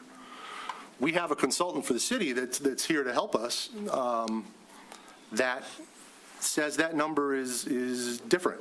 And in fact, that if I'm hearing it correctly, and I got to believe I'm not, but if I'm hearing it correctly, they don't think we should give any. Sure, you could argue they don't think we should give any waiver because you're underparked, which to me doesn't make a whole lot of intuitive sense, quite frankly. But we're at a quandary here in that we've got two different numbers for our target. Do I believe personally that shared parking and internal capture, et cetera, is a real thing and that you really need 350? Probably not. Yes, I think it's probably a real thing, but you probably don't need 350. Am I willing to sit here and say you need 260 or 280 or 200? I don't know anymore because I've got two qualified professionals, one who works for the city, telling me otherwise. So I think we need to get on the same page with regard to that, just so we understand the target, in my mind at least, before I feel comfortable with any discussion of a waiver. For the record, intuitively, if you tell me, it's going to be about a 20% decrease in parking demand because of all the mixed use and internal capture, that just gut feeling sounds to make sense. 40, 45%? Oof. That doesn't seem to make a whole lot of sense to me. Now, I know I'm using numbers of just the use, and I keep coming back to that because, unfortunately, if the city is going to allow you to have 2 extra stories on a portion of the site and 1 extra story on another, there's a public good that has to be provided. And if the city accepts that public good in 198 parking spaces and then turns around and says you can use 50, 100, 150 of it to satisfy your required parking, the city's just subsidizing your project. And I don't know how to get past that, particularly when I know how ludicrous it is because the spaces are there. But I'll tell you, I can't get past it. The city cannot subsidize your required parking. And for me, I need to know that your engineer and the city's engineer are on the same page as to how many spaces they think we could potentially waive. And given the nature of this site, I'm inclined to think a waiver is appropriate, but I have no idea where that number lies anymore. And I'm going to need a lot of help to get there. I don't know if the board has any other reaction to that, or Victor, if you have a reaction, I just got to lay it on the line for you. I hate to keep spinning wheels. Okay, well, let me make a statement if I can. And I understand, Mr. Chairman, what you're saying. And respectfully, I'm not so sure we completely agree with your perspective. So when I look at the Triangle Overlay District out of Illinois, and I look at the ways in which we can get additional building height, and it's, I'm going to read the definition. It says additional buildings or portion of buildings that are 100 feet or more from a single-family residential zoning district may have the additional building height and number of stories or feet noted in section so-and-so, where 2 or more of the following are provided as part of the development. The 2 criteria we got to meet. We chose the criteria of additional parking, and we chose the criteria of a mixed-use building, which is more than 50% residential. I don't think any of us disagree with the residential mixed-use building. So let me read the exact language of what the ordinance says. So item number 1, a multi-level parking structure that offers parking available to the public. Parking available to the public at the rate of 1 parking space available for every 300 square feet of building floor area allowed in the additional stories. where additional building heights are proposed without additional stories, and so on. It just goes on to list of things. It does not say parking spaces exclusively or solely for the use of the public. This is a private building. Many private buildings don't have public parking. We are saying we will make 198 spaces available to the public. We are telling you that. We're also telling you that we have probably the largest parking facility in the city being proposed, 422 spaces. You can call it less if you want. I'm going to tell you there's really 422 spaces because I agree that compact cars should be included even though the ordinance doesn't do it. The reality is there will be those spaces.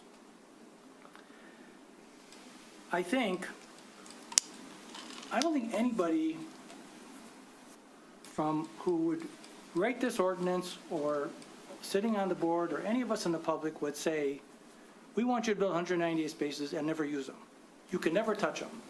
That would be kind of ludicrous, right? Why would we want to build a building that is 50% of the time going to be empty? That because 50% of those parking spaces of the night are not going to be used. So the sensible, sustainable, common sense approach of shared parking is to utilize these parking spaces at different peak times. Our peak time, just keeping the simplicity instead of going through all the numbers, our peak time is at night, the public peak time is in the day. Visitors to the building are public. Patrons to the restaurant are public. They should be able to use those spaces and our spaces holistically, just from a common sense standpoint. I think it makes a lot of sense to look at it that way instead of saying, no, those spaces are solely for the use of the public and it cannot be attributed to your building using them at certain times of the day. If we fell way short, we would have had a problem. We don't fall way short. During the day, According to the ordinance, you're 150 short on your uses. we're 150, but not from the practical use of a shared parking study. That's my point. I mean, we're using the Well, practical shared use. Fleece and Vanderbilt says that you're actually more than 153 if we believe what their letter says. They're not here tonight. I apologize for that. I know, but unfortunately, they're not. You know, this is the conundrum, Victor. I don't disagree with anything you just said. I love the proposal for this site, and it pains me that we're sitting here for an hour and a half, an hour and 40 minutes talking about 20 by 9 pieces of concrete to park metal. It pains me. We haven't even got to see your elevation. It kills me. However, we're beholden to the ordinance.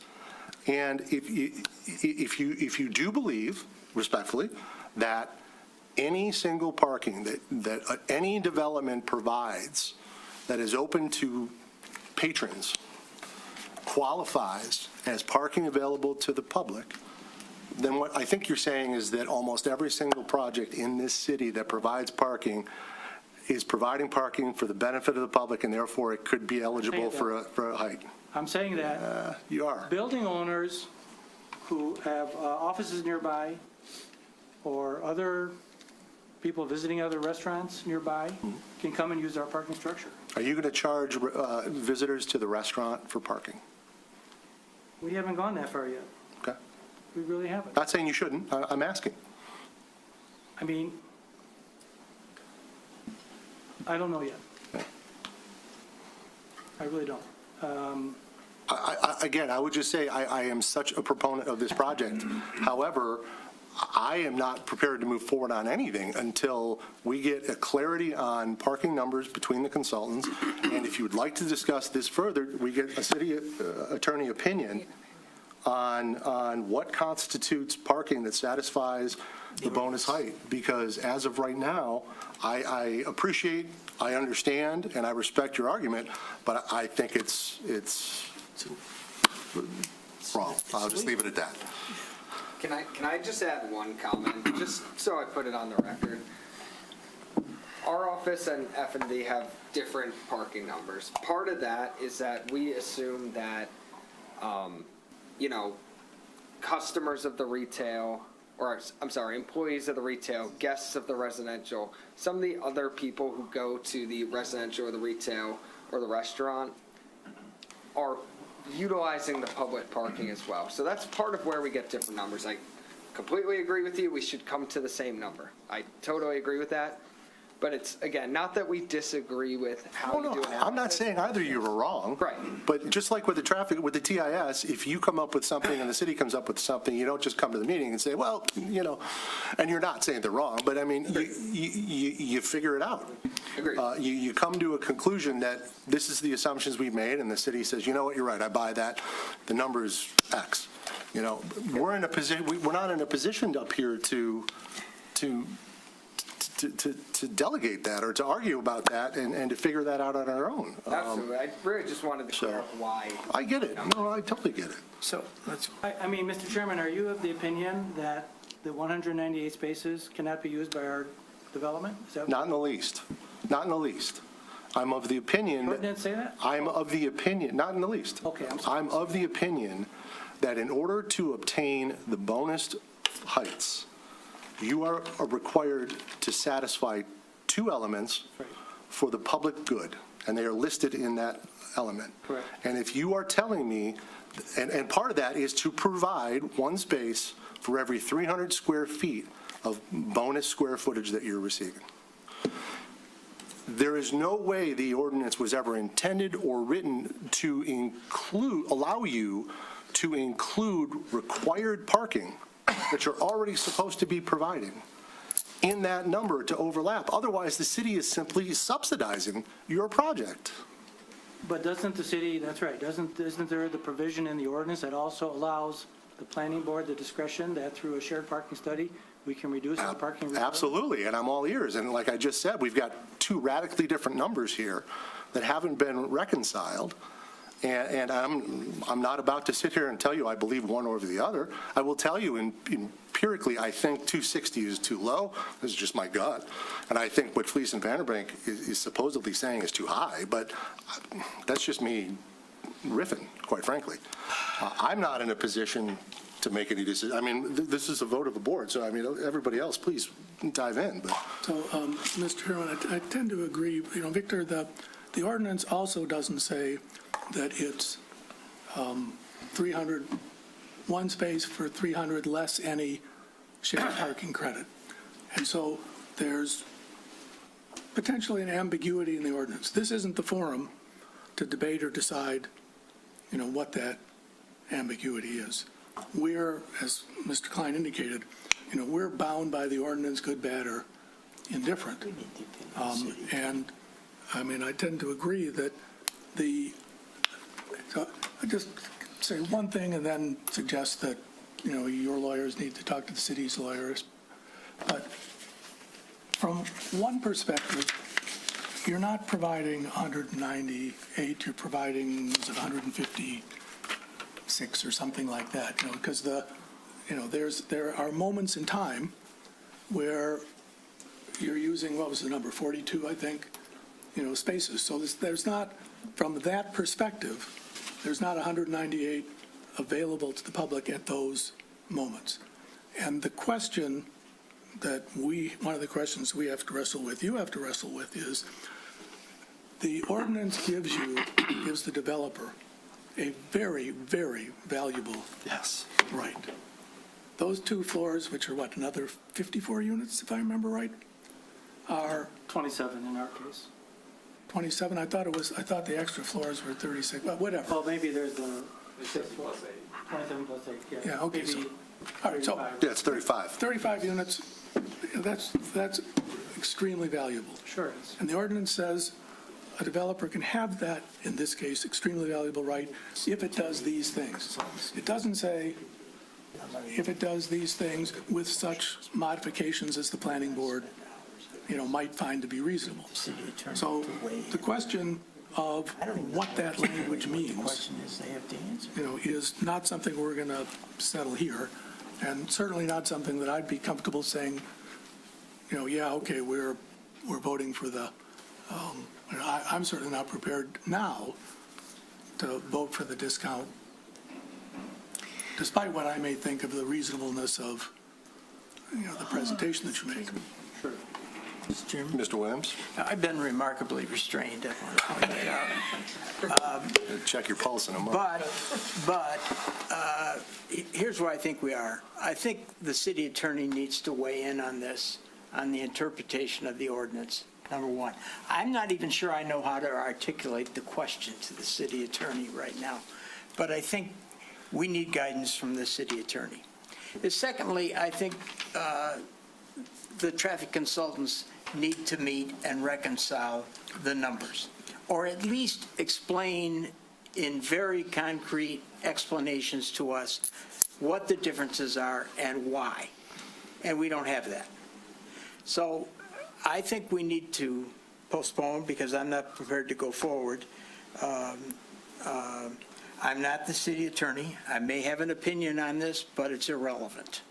I understand the points that have been made by the various planning board members, but in my view, we should not proceed without the city attorney weighing in and without the consultants coming to some conclusion. And we got the report this week, and frankly, I haven't had time to digest it and fully understand the responses. So that's where I am. So whether that's a form of a motion or however you want to do it, we would come back quickly. I'm not prolonging. I know time is money, and that's my views. Any other comments? I need to go to the public before we come back and talk and finish this up. One So I want observation, which is, I think we're in a position to approve the CIS, but that's just my sense. To accept it. To accept We it, don't I'm have sorry, to yeah, approve it, to thank accept you, it. that's right, we And accept it. I would actually encourage, if we could, at least get that portion behind us. Obviously, the shared parking study is the crux of the issue and is going to be in the preliminary section. I tell you what, let me go to the public, and then we'll bring it back and talk about that very point. I think that's a worthy discussion topic. Any other comments before we get to that? All right, I'm going to open this up to the public. Is there anyone from the public, whether you're here present? If you are, you can come forward to the microphones. If you are at home on Zoom, you can use the raise your hand function in the middle center console. Anyone care to comment on the community impact study that we've been discussing for this project at the corner of Maple and Woodward Avenue? I do not see anybody from the public here standing up. Is there anybody from the public online? I do not see any hands going up. Shocked. All right, we're going to bring it back to the board. Wow. All right, board, let's talk about this. Mr. Chair, Mr. Williams, I tend to agree with you with regard to the deep issue and the need for the city attorney and for the consultants to get together. However, Mr. Chair brought up an idea of potentially accepting the CIS. I'd like to hear other opinions, but let me ask the devil's advocate question to get this thing rolling. In a lot of ways, I get what you're saying. In your mind, does the lack of clarity on the parking cause you any concern related to the ability to identify impact or not? No, I think that the purpose of the CIS is to lay out, the various public impacts. I think it does that. I think we're well aware of the impact. We're not in a position to make a judgment. We're not approving it. Right. But I think, I think, let's be candid. If we postpone the site plan piece, when this comes back, we're going to be talking about the parking and the site plan and does it work and should we approve it? We're not going to be saying, go back and do something more with the CIS. Fair. That's fair. Yeah. I'd agree with that last Why point. don't you make a motion? He gets it Make a both. motion. Well, hold on. Any other comments related to this? Any other board members wish to comment on the CIS? Make a motion and see. Well, once he finishes, let's give people a chance to say something. I saw some scuttling over there. I want to make sure that everybody has an opportunity. Do you have anything to comment before we talk about No, potentially I think accepting the CIS? Accepting the CS is fine. I know Sam would like to make a comment either before or after you take the motion. Okay, I would be happy to make a motion, go for it, Mr. which is Boyle. taken from the packet that we have. A motion to accept community impact studies provided by the applicant for the proposed development at 3492 Woodward and 690 East Maple with the following conditions, 4 of them. The applicant must resolve all issues related to the transportation impact study as requested by the city's traffic consultants.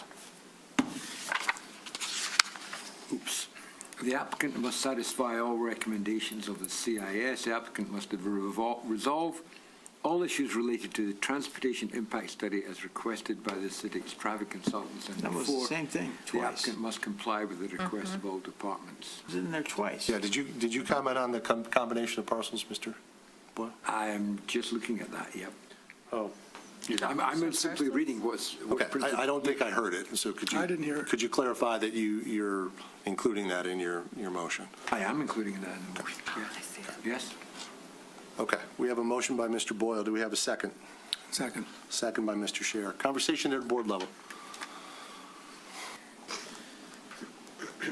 To the public one last time, would anyone from the public care to comment on the motion to accept the CIS report for this project at Maple and Woodward? Any comment from the public on the motion to accept? I see no one standing up. I see no hands going up on Zoom. Bring it back to the board. Roll call. Yeah, we'll roll call this, Mr. Dupuy. Let's get you working. sure. Duncan Curry, Approve. Stuart Jeffries. Approve. Daniel Scher. Yes. Brian Williams. Yes. Janelle Boyce. Yes. Robin Boyle. Yes. Scott Klein. Yes. All right, excellent. So the CIS has been accepted, which brings us to the second element, which is the preliminary site plan.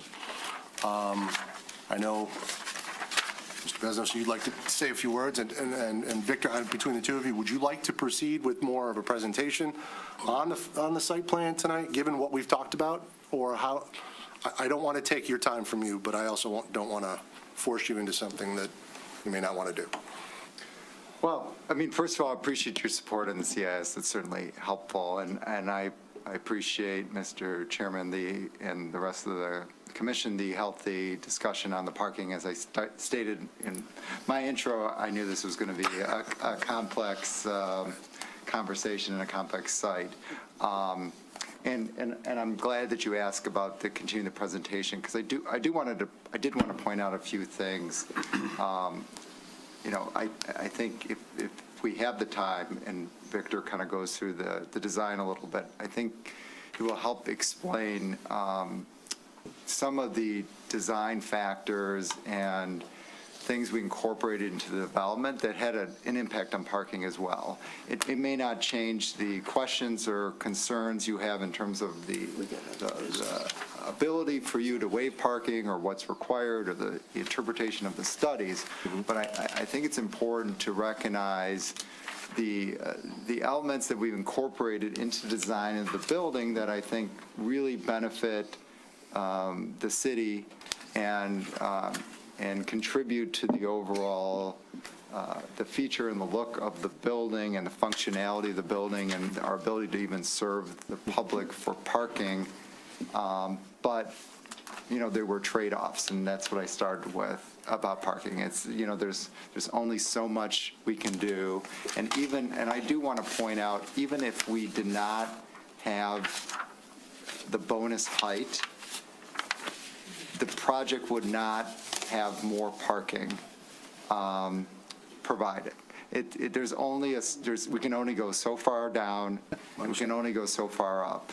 And, you know, our goal is to build this project, not to have vacant land that's been sitting here, you know, since whatever, 20 years, or 15 years since it was knocked down. So feasibility is a very important component of this. So I think it would be good to take a little bit of time to go through that. But before I do that, just to touch on a couple of things about the parking. I know you said you want the city attorney to opine on that, and it's certainly your purview, but I mean, I do think that the city staff has already sort of outlined, and Nick did a good job, that the planning commission has the ability to waive a certain amount of the required parking, regardless of what those numbers are.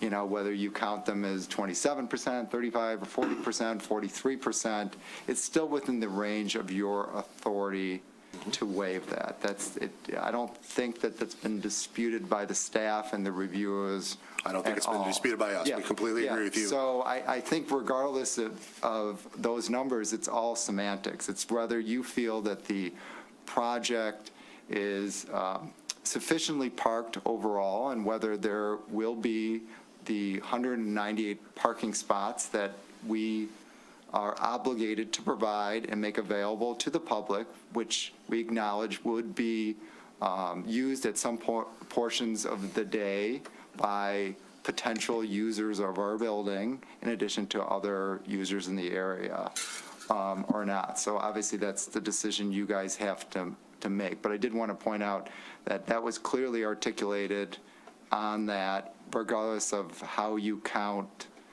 whether those need to be there all the time. I will also point out there really are not any opportunities in the Triangle District to provide public parking.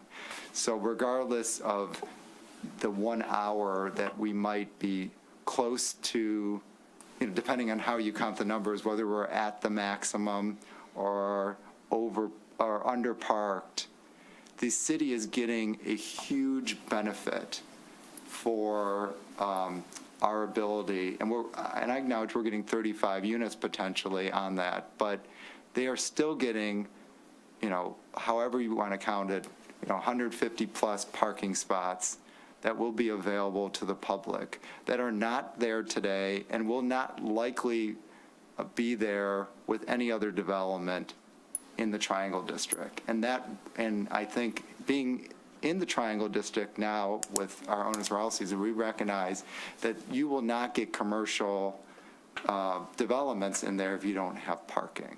So I just want to point out, notwithstanding, the code or anything like that, this is a huge benefit, and, we are trying to make the numbers work, and, we had tried to maximize the parking knowing this would be an issue from day one, but we were also trying to incorporate many important features of the building. So with that, I will turn it over to Victor to at least give an overview of the building, because I think we started with the most difficult subject and we neglected the beauty that was created. Okay, before you start, just for some bit of housekeeping, Mr. Dupuy, we're going to move on to the next item, which is 34952 Woodward and 690 East Maple. This is the request for the preliminary site plan. Mr. Dupuy, given where we're at, I'm wondering if we could just turn it over to Mr. Soroki and allow him to make his presentation in lieu of a full report. How do you feel about that? Bigger question structurally about the agenda. Just to be clear, we did the CIS first. That's first on the agenda. Technically, it moves to special land use on the agenda. I know at the start you mentioned that we usually review these in tandem. Yes. I think you need to probably just state that for the record, that we're bumping that up if you wanted to do that, just so it's clear.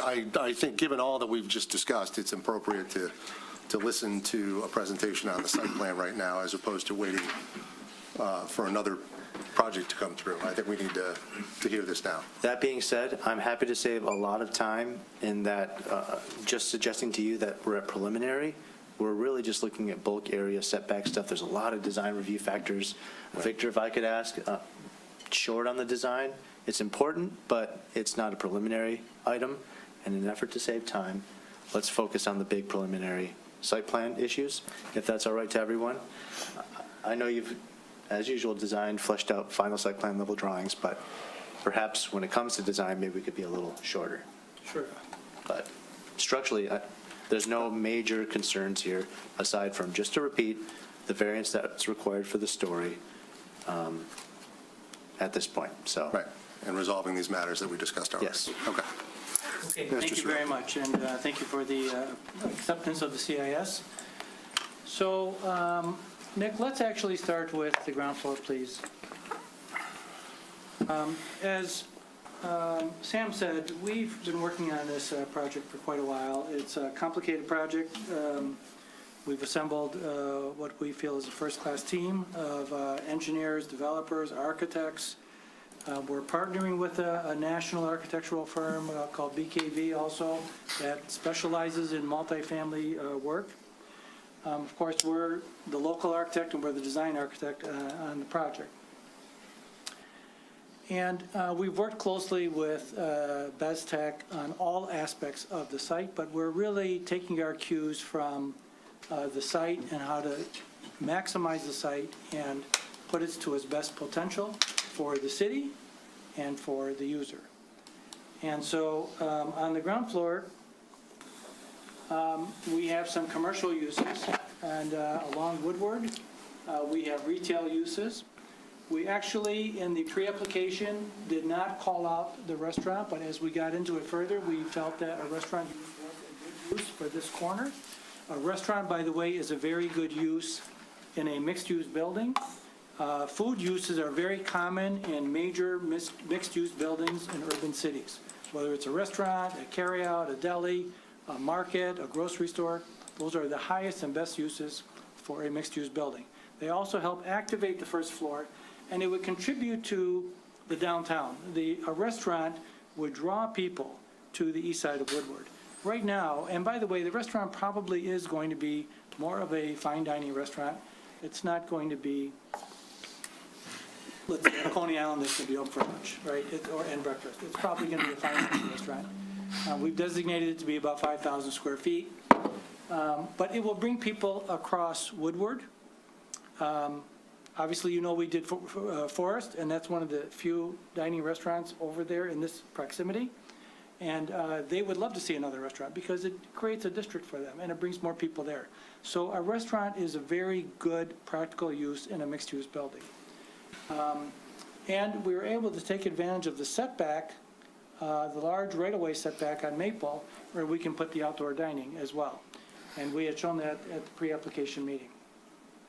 I think another unique feature to this building and this design is that we have 3 access points into the site, into our building, which is kind of unusual, but we have the ability to do it, and we went to the extra effort to do it. Obviously, we have an access point off of the alley that will bring us into our parking facilities, into the garages.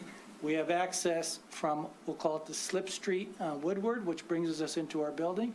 And that access, by the way, is a very important gesture to the city.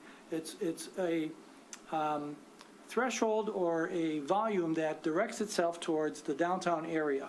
And it's both for pedestrians to walk and for vehicles to come in and out. And then the last access point is off of Maple. So that is a nice advantage, and we have 3 access points. We have worked with Rich and Associates, Dave Rich, to really maximize and optimize the parking structure. In fact, to be honest with you, we lost about 25 parking spaces just working with Dave Rich. You would have thought it would have gone the other way around. That sounds like Dave. That sounds like Dave. Because he knew that this deck. Learned that from his father. He did. He knew that this structure is also being used by the public.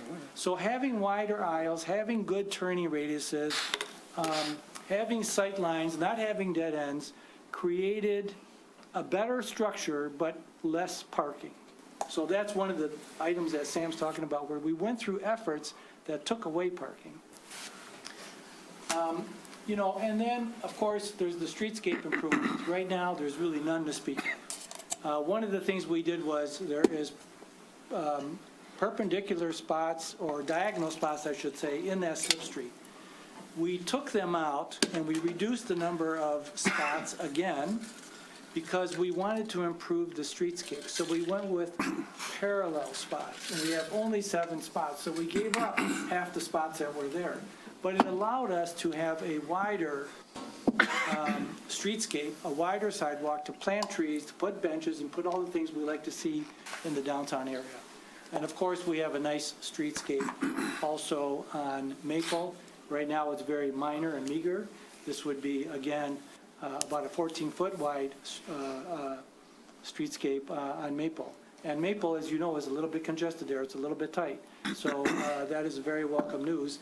And then, of course, with that large right-of-way, the building at the corner is set back nicely and then juts out where the property line juts out.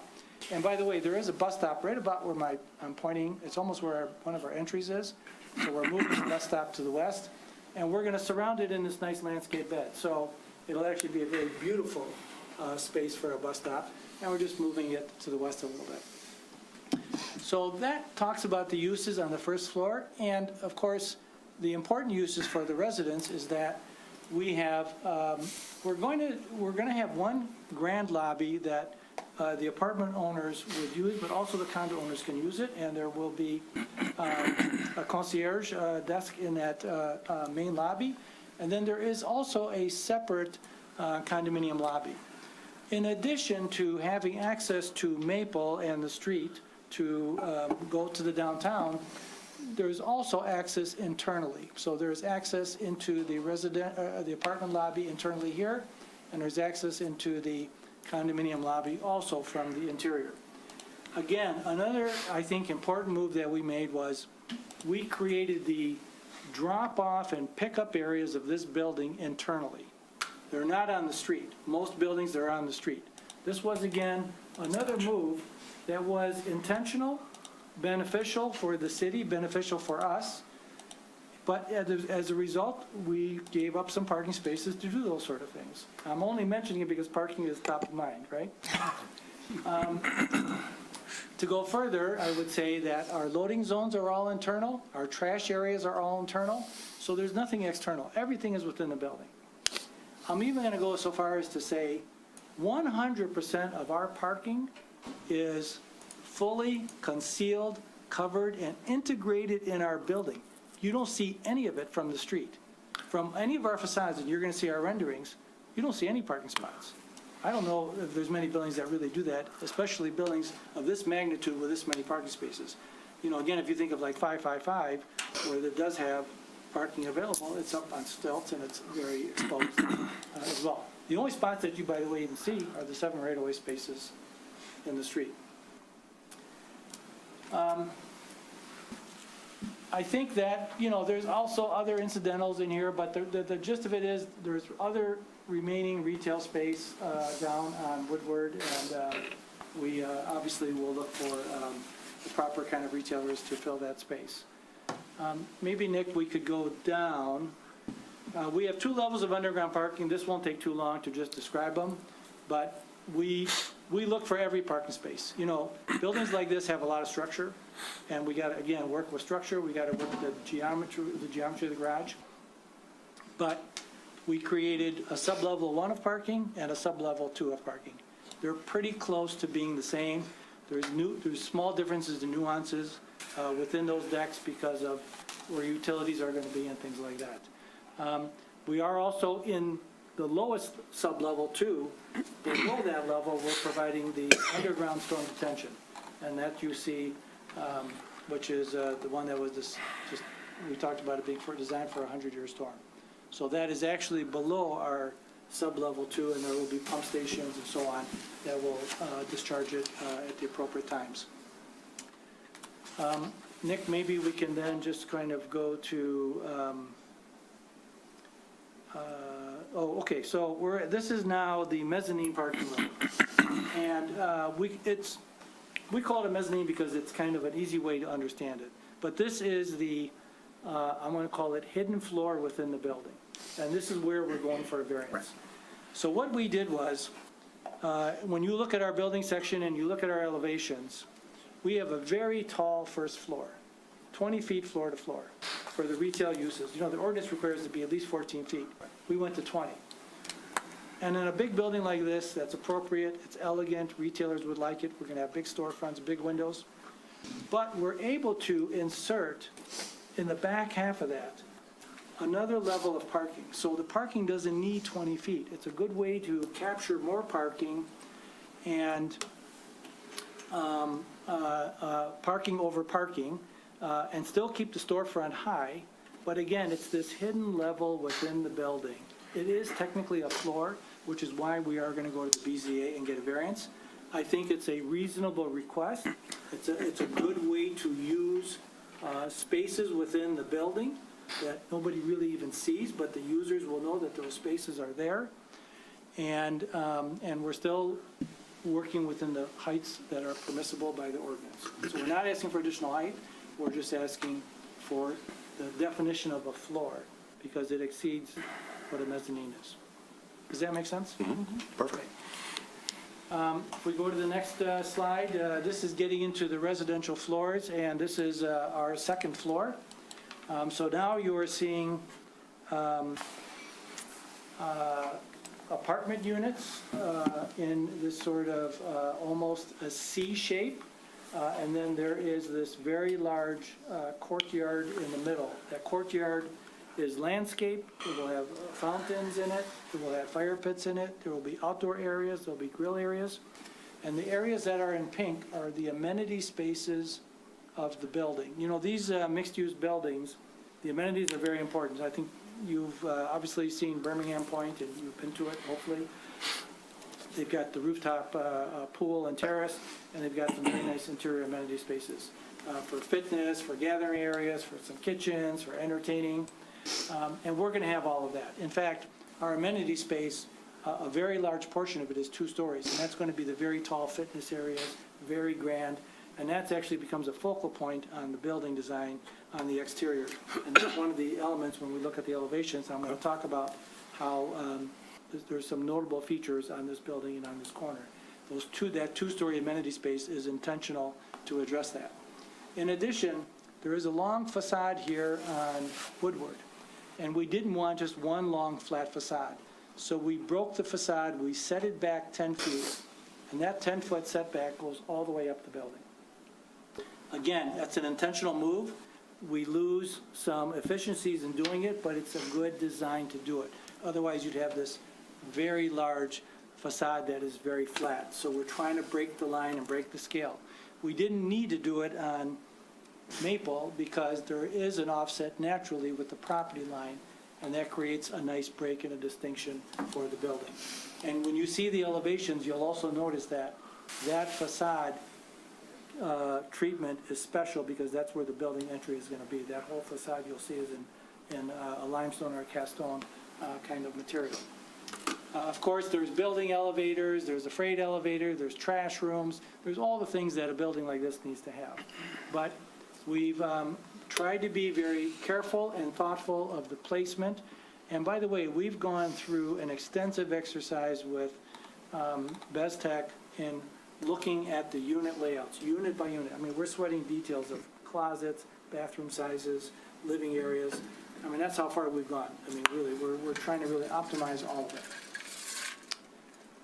Just going on to the next slide. This is the 3rd floor where you're seeing, again, more apartment units. This is a little different because this is that 2-story space. Some of the amenity space is 1 story, and some of it is 2-story. The spaces that face the courtyard are 1 story, but the spaces that face Maple and Woodward are the 2-story spaces. Go to the next slide. Now you're getting into the upper floors. This is the 4th level floor plan where now you're seeing all apartments all the way up. 5th level, very similar, apartments all the way up. 6th level, more apartments. 7th level is a little different. We have apartments on the front side of the building, but then on the roof of the 6th floor, we have our outdoor terrace and pool amenity deck. So we have the interior courtyard at the 2nd level, that interior courtyard I talked about the first time. By the way, that courtyard is almost 14,000 square feet. It's like 100 feet wide by 130 feet. I mean, it's huge. And it needs to be. I mean, this is a big, important building.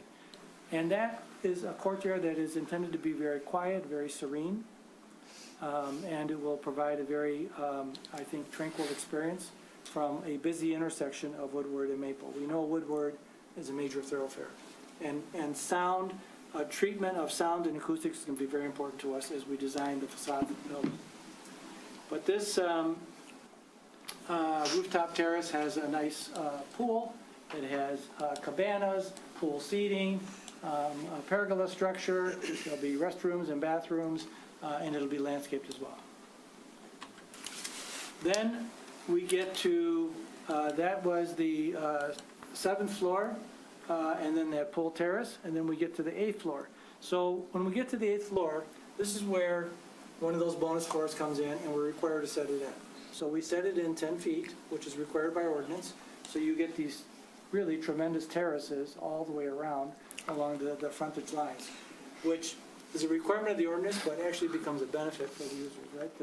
We've done these, and these terraces are really magnificent. and they're going to be long and spacious. So the 8th floor and the 9th floor are the condominium units of the building. So the building is primarily apartment, residential apartments, but the top 2 floors have 27 condominiums. And that's what you're seeing. That's the 8th floor, oh, you're on the 9th floor now. So we set it back again. You get that sort of stepping element. The next slide really talks about some building sections. Not that we have to dwell on it too much, but, you know, here's the section through the whole 9 floors. This is actually that interstitial floor right here. No, that's not. It's not in the section. Is it, Jeff? This is it, right? That's it. There it is. That's that 2-story retail space. And then that's that parking floor, additional parking floor. There's the level 1, and then we call it the mezzanine parking. This is that 2-story amenity space, and you're seeing the apartments, and then the top 2 floors where the building starts stepping back. Those are the condos in that dark gold color. And then this is just another section through that 6-story portion, and you can see all the levels of parking that are proposed. 2 full levels underground and 2 levels above. Yes. So the chart we have in our materials talks about 2 or less room unit. How many one-bedroom units are you proposing out of the? 128 one-bedroom units? 128 one-bedroom units. Well, one room, I should say, they're called, technically the term is 2 rooms or less, right? So when we say 2 rooms or less, there is the living area. Yes. And a bedroom. So we're not counting studios here? No, Okay. no. There is a bedroom, a bath, and a living area. The living area is Okay. like a kitchen, dining, and living room. Thank you. 3 or more rooms is Too a bad. 2-bedroom or a 3-bedroom. Yeah. Okay. Okay? These are unit layouts, we don't have to dwell on them. I know you've studied them and you're over the weekend in the package. Okay, so now we get to some of the fun stuff. We talk about the design of the building, and, you know, again, a lot of effort has gone in. This is meant to be a very sophisticated, tailored, handsome urban building. It's primarily a masonry building. It's all brick. You know, when we design buildings, we think a good design, especially on major buildings like this, is to have a base, a body, and a top. And this building has that. You know, there's the base, which is all the first floor story of retail, and it's the first floors are all limestone. But then at the corner, this is that gesture of the 2-story amenity space. And this is one of those significant elements in the design that talks about buildings on the corner and how we treat it. But in addition to that, as we go up the building, the 7th floor is also in a limestone, and then the 8th and 9th floor are in the same stone-like material. It may be limestone, it may be a limestone panel, we're still working through all of that.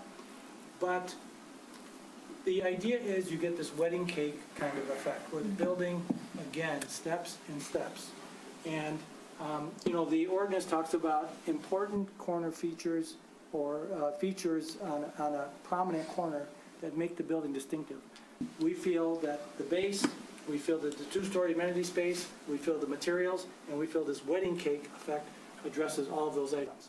You know, another thing that's just kind of interesting, not that we can take credit for it, but I think we all know Woodward and Maple are not at a 90-degree sort of intersection, right? Because Woodward is at a diagonal, right? Woodward was built because of Detroit to Pontiac, right? That's the rationale.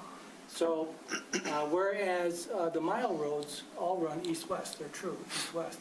But Woodward is at this sort of acute angle. So the property line is not, the building is not at a 90-degree either. It's going to be like 70 degrees, which is kind of interesting. I think from this perspective, you are going to see that it's not a 90-degree corner.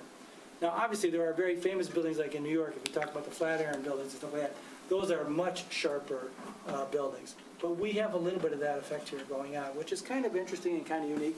And we wanted to follow those property lines. We wanted to make it urban and hug those, that street grid. But again, also in this rendering, I think you see successfully that 10-foot setback, that's a significant setback. It's not a foot or two.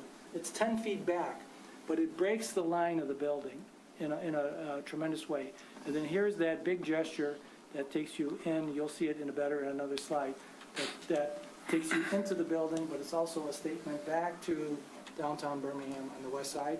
And you're also seeing, this is the element that projects out where the property line comes closer to Maple, and that is all in limestone. And again, that's because that is our building entry. That is where our residents would, if you're on the street or you identify the entry to the building, it's right there.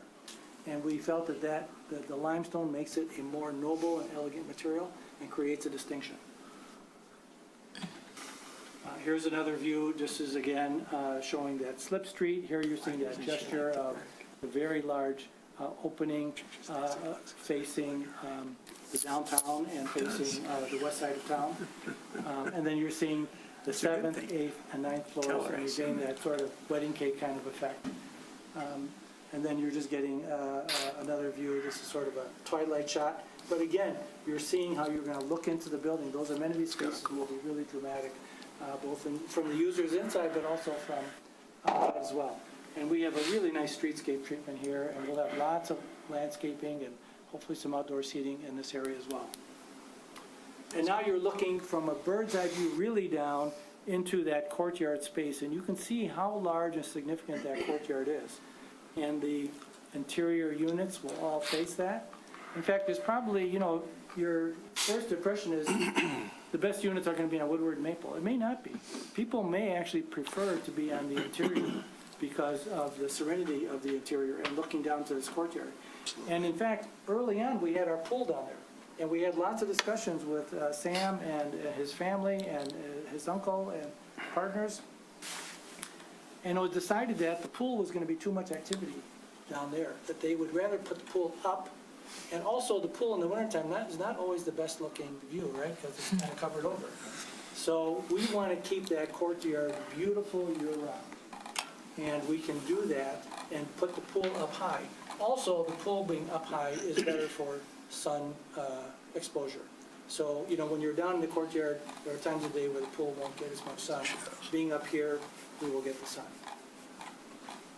And then just another twilight shot of the building. And, again, we're excited about it. This is probably the biggest project the city has seen that I think, at least in my lifetime, but it's, I don't know, the 555 is larger or not, but this is of the magnitude of one of the biggest projects in the city. We want to see it done right. I hope we can get through and in a appropriate way, the parking, and find a solution to a very important site. I think I've heard it from this board, but I have also said it myself. This is probably one of the most important sites in Michigan, right? So we got to do it right. And It's not one of, it is Probably the. the most important site. I should say the most important. And so I think we've got a team here to do it.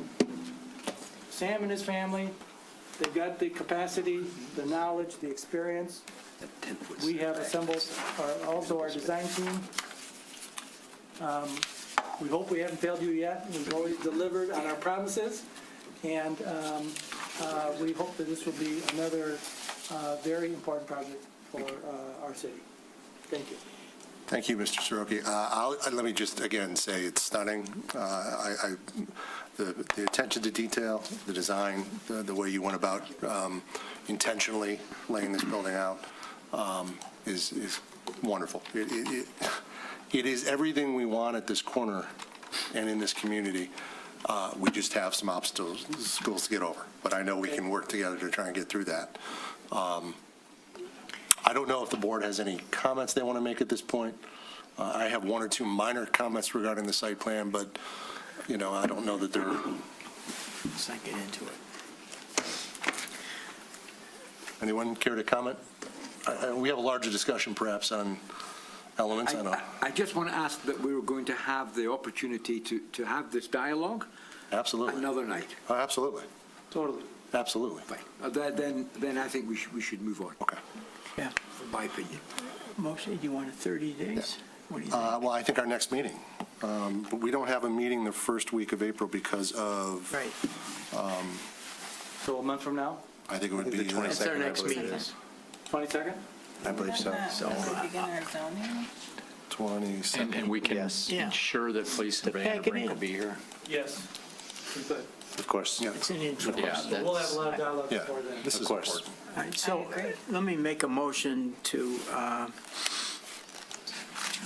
guess the word is, postpone or reschedule, Yeah, postpone, please. That's the postpone consideration of the site plan and design review for 34952 Woodward and 690 East Maple to April 22nd, 2026. We have a motion by Mr. Williams. Do we have a second? Second. Second, Ms. Boyce, thank you.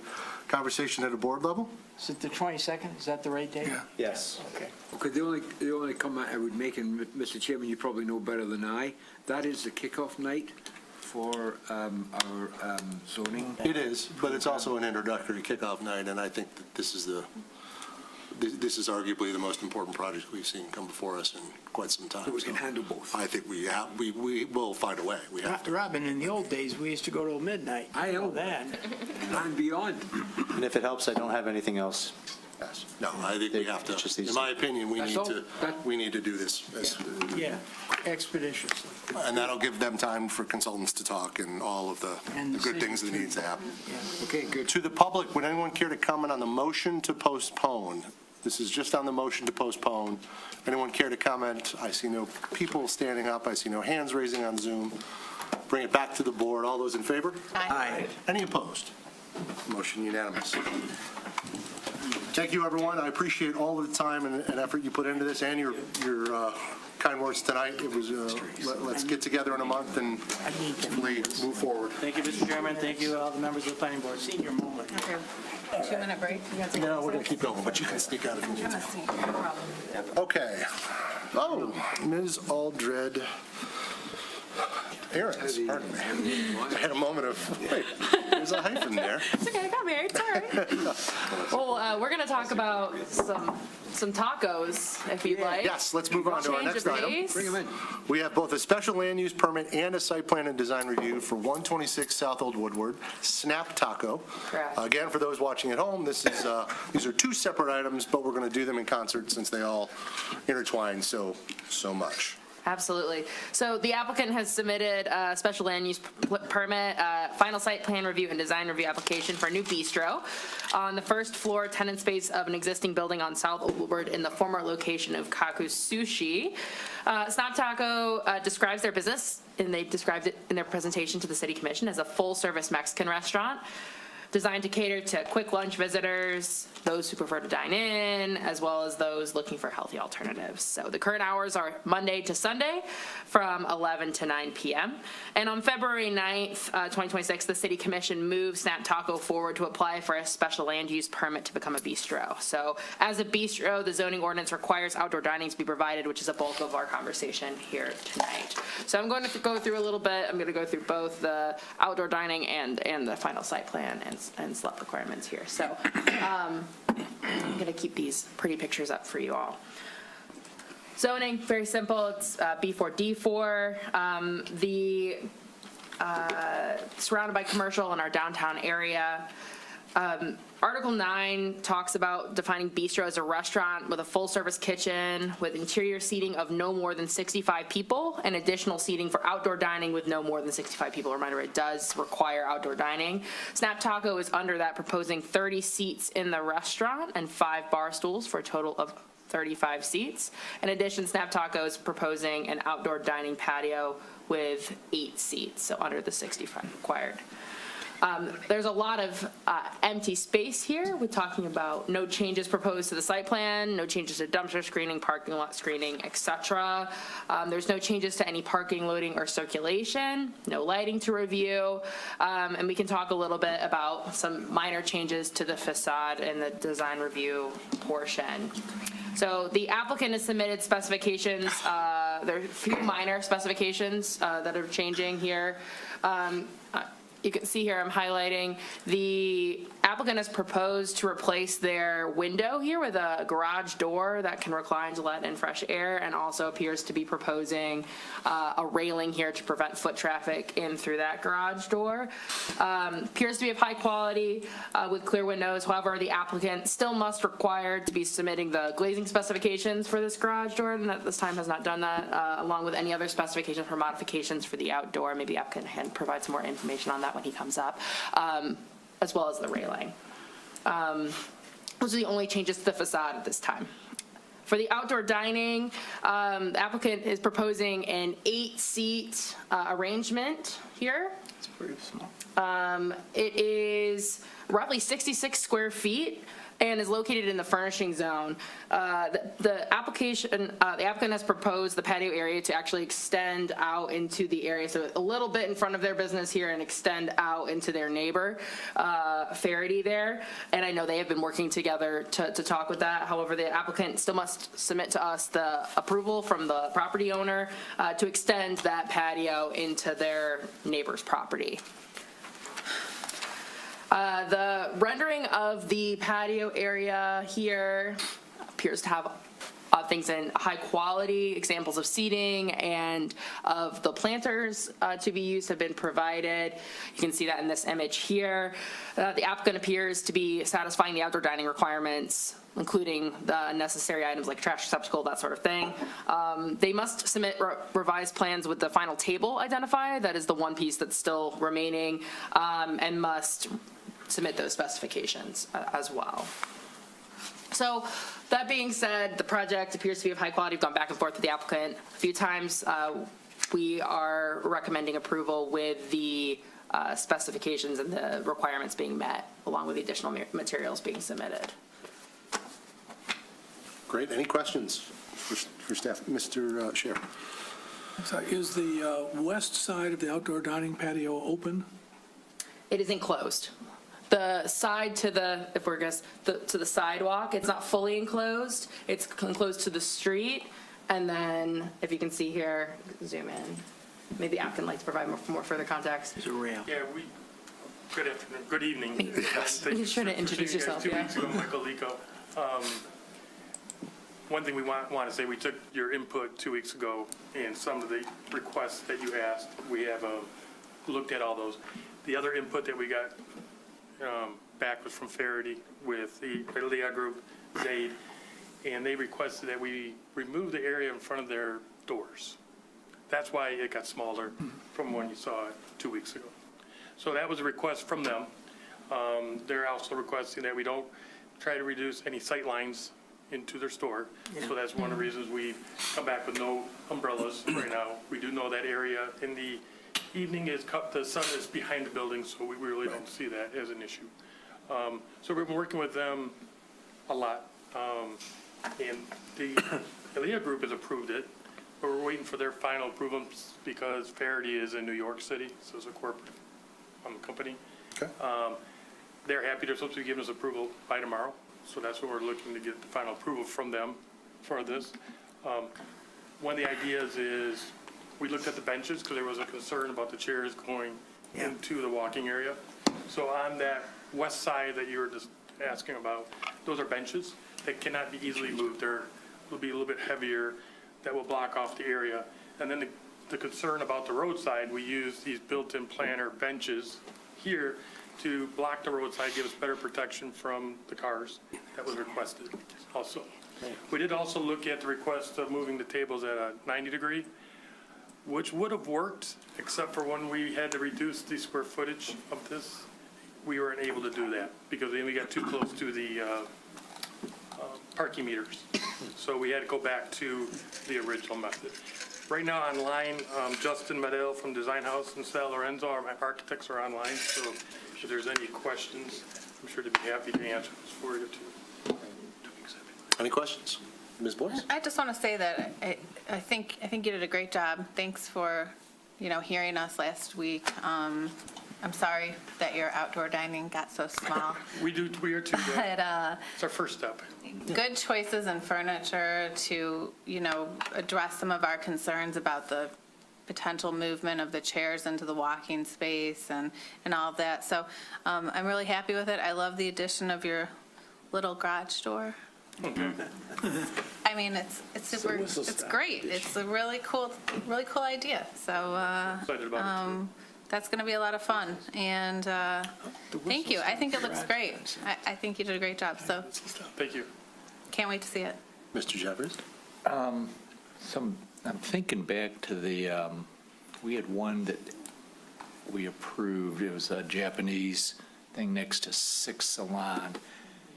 And I remember when they put up their stuff in the furnishing zone right up to the curb, when a car pulled in, it dented it. I mean, it hits the thing. How is, We're in line with the meters. So Okay, we're so- actually backed off a little bit from the meters. oh, okay, so this is a little I think deceiving. you're then. looking, It looks like it's like. Justin, can you comment on that? I don't know if you can hear us on Zoom. You may have to be unmuted. You maybe see on the plan. Yeah. You have someone raising their hand. Yeah, we got it. So if you look at the drawing, I'm the architect, sir, if you- Justin Dill. If you look at the drawing, it's backed off from the curb. You can see that, so that way the cars don't have as much opportunity to hit the planters.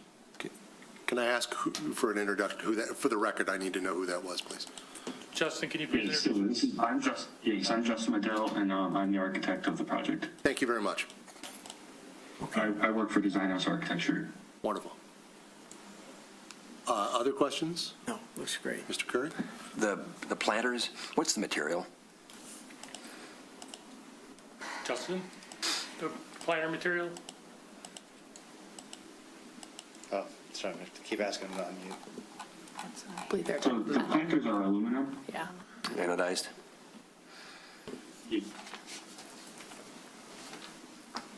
Great. Are they Anodized, how is the color? Is it finished? Yeah, what's the finish? The finish is the satin black. Okay, It so, will match the same color as the garage door. okay, so anodized aluminum. Yeah. Okay. Anyone else? No.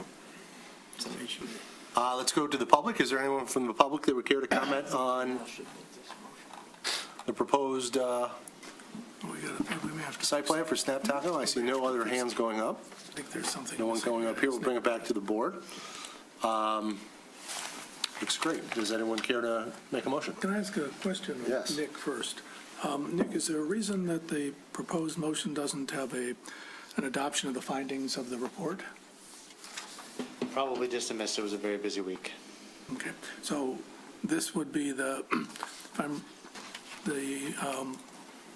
final site plan is 7.27, and the other one 7.36, is that right? Sorry, what? The motion language does not include some of the new Yeah, verbiage that we adopted. 7.27 and 7.26. 7.26. Yep, All right, why don't you make the motion? And 27 is the site plan, right? yes. Okay, Yeah, all right. yes. And then I Mr. Scher, Motion. please. I move the planning board adopt the findings of the planning department report dated March 25, 2026, with respect to the items required under section 7.27 of the zoning ordinance, and recommend approval of the final site plan and design review for 126 South Old Woodward Snap Taco, subject to the following conditions. One, the applicant submit glazing specifications for the glass, along with any other specifications for any other modifications to the exterior, such as railing. Two, the applicant must receive and submit approval from the property owner in order to extend the patio to the furnishing zone in front of their neighbor's property. Number three, the applicant must submit revised plans with the final table selected for the patio and must submit detailed specifications. And four, the applicant must comply with requests of all city departments. Support. Motion, Mr. Scher, support, Mr. Williams. Conversation at our board level. To the public one last time on the motion to recommend approval of the final site plan and design review. Is there anyone in the public here to comment on the recommendation to approve the final site plan and Design Review. I see no hands. We'll bring it back to the board. All those in favor? Aye. Any opposed? Motion unanimous. So I've got a motion on the special land use permit. if that's ordered. I would love you to keep it rolling. I move the planning board adopt the findings of fact in the planning department memo dated March 25, 2026 with respect to the required items in Article 7.26 of the zoning ordinance and recommend approval to the city commission for the special land use permit for 126 South Old Woodward, Snap Taco, subject to the following, subject to all the conditions contained in the final site plan and design review recommendation. Support. Motion, Mr. Scher, support, Mr. Williams. Conversation at a board level. To the public one final time, any comment on the motion to recommend approval of the special land use permit for Snap Taco? Anyone from the public care to comment on the motion to recommend approval of the special land use permit for Snap Taco? Seeing none, we'll bring it back to the board. All those in favor? Aye. Any opposed? Motion unanimous. Thank you very much. Thank you Very for your much. time. We're looking forward to it. It's nice to see a bistro that's a different size. There's something different about it, so And Mexican. fantastic. All right, Clover Hill. moving along. We have a site plan and design review for 2425 East 14 Mile, our friends from Clover Hill Park Cemetery. All righty. Mr. Dupuy. Another thin report where I'll be repeating no changes proposed for a while, so I'm going to choose not to do that. But it's, as you mentioned, it's a final site plan and design review. It's a cemetery that's been there since 1918. It is split between two zoning districts, but in this case, we're down in the R2 zoning district. They've been here a couple of times in recent past. In 2021 is when they added the first edition. In 2023, they came back for, 2024, I believe, came back for some work at the north end, and now they're back for work on their administration building. It is a simple request at the end of the day. It's a small addition to their existing Shiva room. They also want to kind of cover their patio that they built as a part of the 2021 project. Most of the things, like I said, are not changing, not even the landscaping over there at this point. This building is still set back over 200 feet from 14 Mile and over 250 feet from the neighbor to the west. So it's about as far back as it gets for any property around here. No new dumpsters, no new parking, things like that. None of that is changing. There are no new lights. It's going to match all the existing design features, the limestone, the glazing of the original edition. I did send it around to all the different departments. Most of them have no issues. There were some engineering department comments that seem to be pretty standard for the most part. And for those reasons, we did recommend that you all consider approval, just with a couple of conditions. One, comply with city departments, and two, I guess, and I decided for this reason, for this one to include that provision about site plan expiration, but that's just because it was in the other report I wrote for this one. So that's about it. Of course, the applicant's here and has patiently waited. Thank you, Ms. Rasnick, for doing so. Should you have any questions about the project? Well, can you just throw up the elevation, just so we can see? Oh, of course, I mean, yeah. they went through all the trouble. I'd like to, okay, Yeah. beautiful. Does the board have any questions for Mr. Dupuy or the applicant? I just had one question for Mr. Nick. Scher? The date on your report's kind of off. Can we amend it to today, or? I sure am. I'm stuck in 2025, my brother. Yeah. Yes, you can. Oh, dang, we're all over the place. I have a comment. Yeah, help me. They'd be Help me. expired today. March 25th, 2026, please. Yeah. There we go, that. Mr. Williams, you got a comment? Good I have job. a comment about Clover Did I tell you it Hill. was a long week last week? I said that already? Busy week? Former, Mr. Williams? former planning board member Sam Haberman is buried at this cemetery. You do a wonderful job, above and beyond. And appreciated by those who attend. Did you want to say anything, or are you going to quit while you're ahead? I mean, feel free, it's up to you. Right. My name is Kim Rasnick. I'm the executive director at Clover Hill. Been there about 8 years, and I'm a resident of Birmingham as well. I just wanted to thank you all for your consideration of what we do at Clover Hill. This project is really important. The Shiva Center is the only Shiva Center of its kind on the property in any Jewish cemetery in the United States. So it's really special, and our donors built this for the entire community. You don't have to be buried at Clover Hill to utilize it. In fact, today we had a Shiva from a family who was buried at Gratiot, buried their loved one at Gratiot, and they came back to utilize the facility. And this week alone, we had 4 Shivas. So we're serving the community as best we can, and we take a lot of pride in what we do and in preserving the reputation and caring for those souls there. So thank you for everything that you do, and I love Birmingham. Thank you. Thank you. Thanks, Nick. All right. To the public, is there anyone in the public who cares to comment on the proposed site plan? If you are on Zoom, you can use the raise your hand function. Any comments? I see none. Bring it back to the board. All right, Mr. Scher, did you have something to say? I do. I move we adopt the findings of the planning department in the report now dated March 25, 2026, related to the approval criteria outlined in Article 7, Section 727 of the zoning ordinance, and approve the final site plan and design review application for 2425 East 14 Mile Clover Hill Park Cemetery, subject to the following conditions. Number 1, the applicant must comply with the requests of all city departments. And number 2, the applicant understands that site plan approval should be valid for a period of 1 year from the date it is granted. Upon request, the appropriate reviewing body may grant an extension of not in excess of 1 year to the applicant prior to the expiration date in accordance with Article 7, Section 7.28 of the zoning ordinance. Support. Motion, Mr. Scher, support, Mr. Williams. Any conversation at a board level?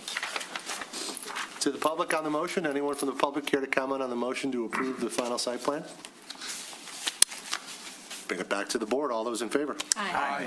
Any opposed? Motion unanimous. Thank you very much. It was worth the wait. It was. All right, no study session. Thank you. Mr. Dupuy, if you say that there's a pre-app, I'm going to have words. No community. Project updates. I don't know if any of any questions. I don't know, there's a couple of new things down there. I thought I should just point out, there's a renovation happening at City Hall, just a garage, but I thought you might like to know that the Adams Square development just changed hands, at least the southern I'm sorry, three speak up. quarters. Sorry, could you speak? Oh, the Adams Square development, the southern like 3/4 of it. Right. Changed hands recently, and he's been in Again? looking to Knock it down? improve the facade. Oh, okay. Yeah, no, not quite yet, Robin. But, so you'll be seeing a lot of work over there That potentially. was off the record. Yeah, whoop, little slip there, Robin. Yeah. Let's see, administrative approval, any questions? It doesn't look like much. One daycare. We have the agenda for the 22nd, which now is the kickoff meeting as well as the site plan, preliminary site plan for the project earlier today. Excellent. And I'd like to ask, you are okay with that order of operations? We take care of the site plan and then do the zoning ordinance kickoff? Or Yeah, I think we do you should. feel otherwise? I think we should. Might Okay. enjoy seeing that as well. I think I you're think we should probably take right. care of the site plan first, I agree. because I don't want to agree. be rushed on the clock if we're sitting here looking at, Have a good night. yeah, Yeah, so. okay. And am I, sorry, I'm speaking out of turn. Am I right in thinking that the day after is the real sort of involvement of the consultants in the city? Yes, so we'll have some communications coming out shortly, but Right. they'll be here on the 22nd and the 23rd. The 22nd being our meeting. We'll be taking them on a little bit of a tour. They're going to meet with department heads, and then they're going to be at the planning board.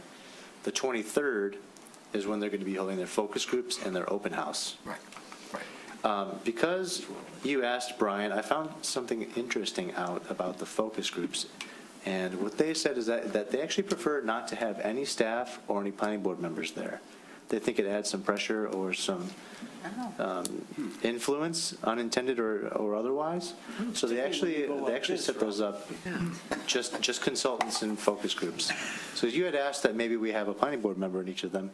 Well, I'm not even going to be in them, so don't be surprised if you don't get invited. That's the reason why. Open house is planned. I have some space reserved at the library for right now. That's the best space I've got.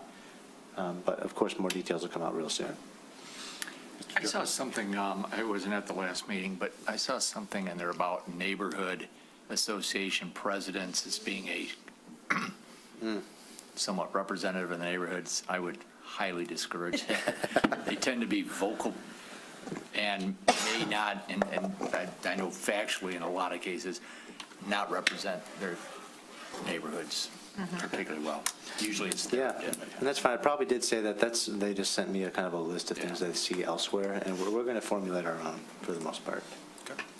The way we did charrettes, I thought was great. We just hit it from so many different ways that you got a good group. I don't know. Or I could do the same. Any other business before the board tonight? No. Seeing none. Great job, everybody. Complex issues, but I think we did a good job. Meeting adjourned.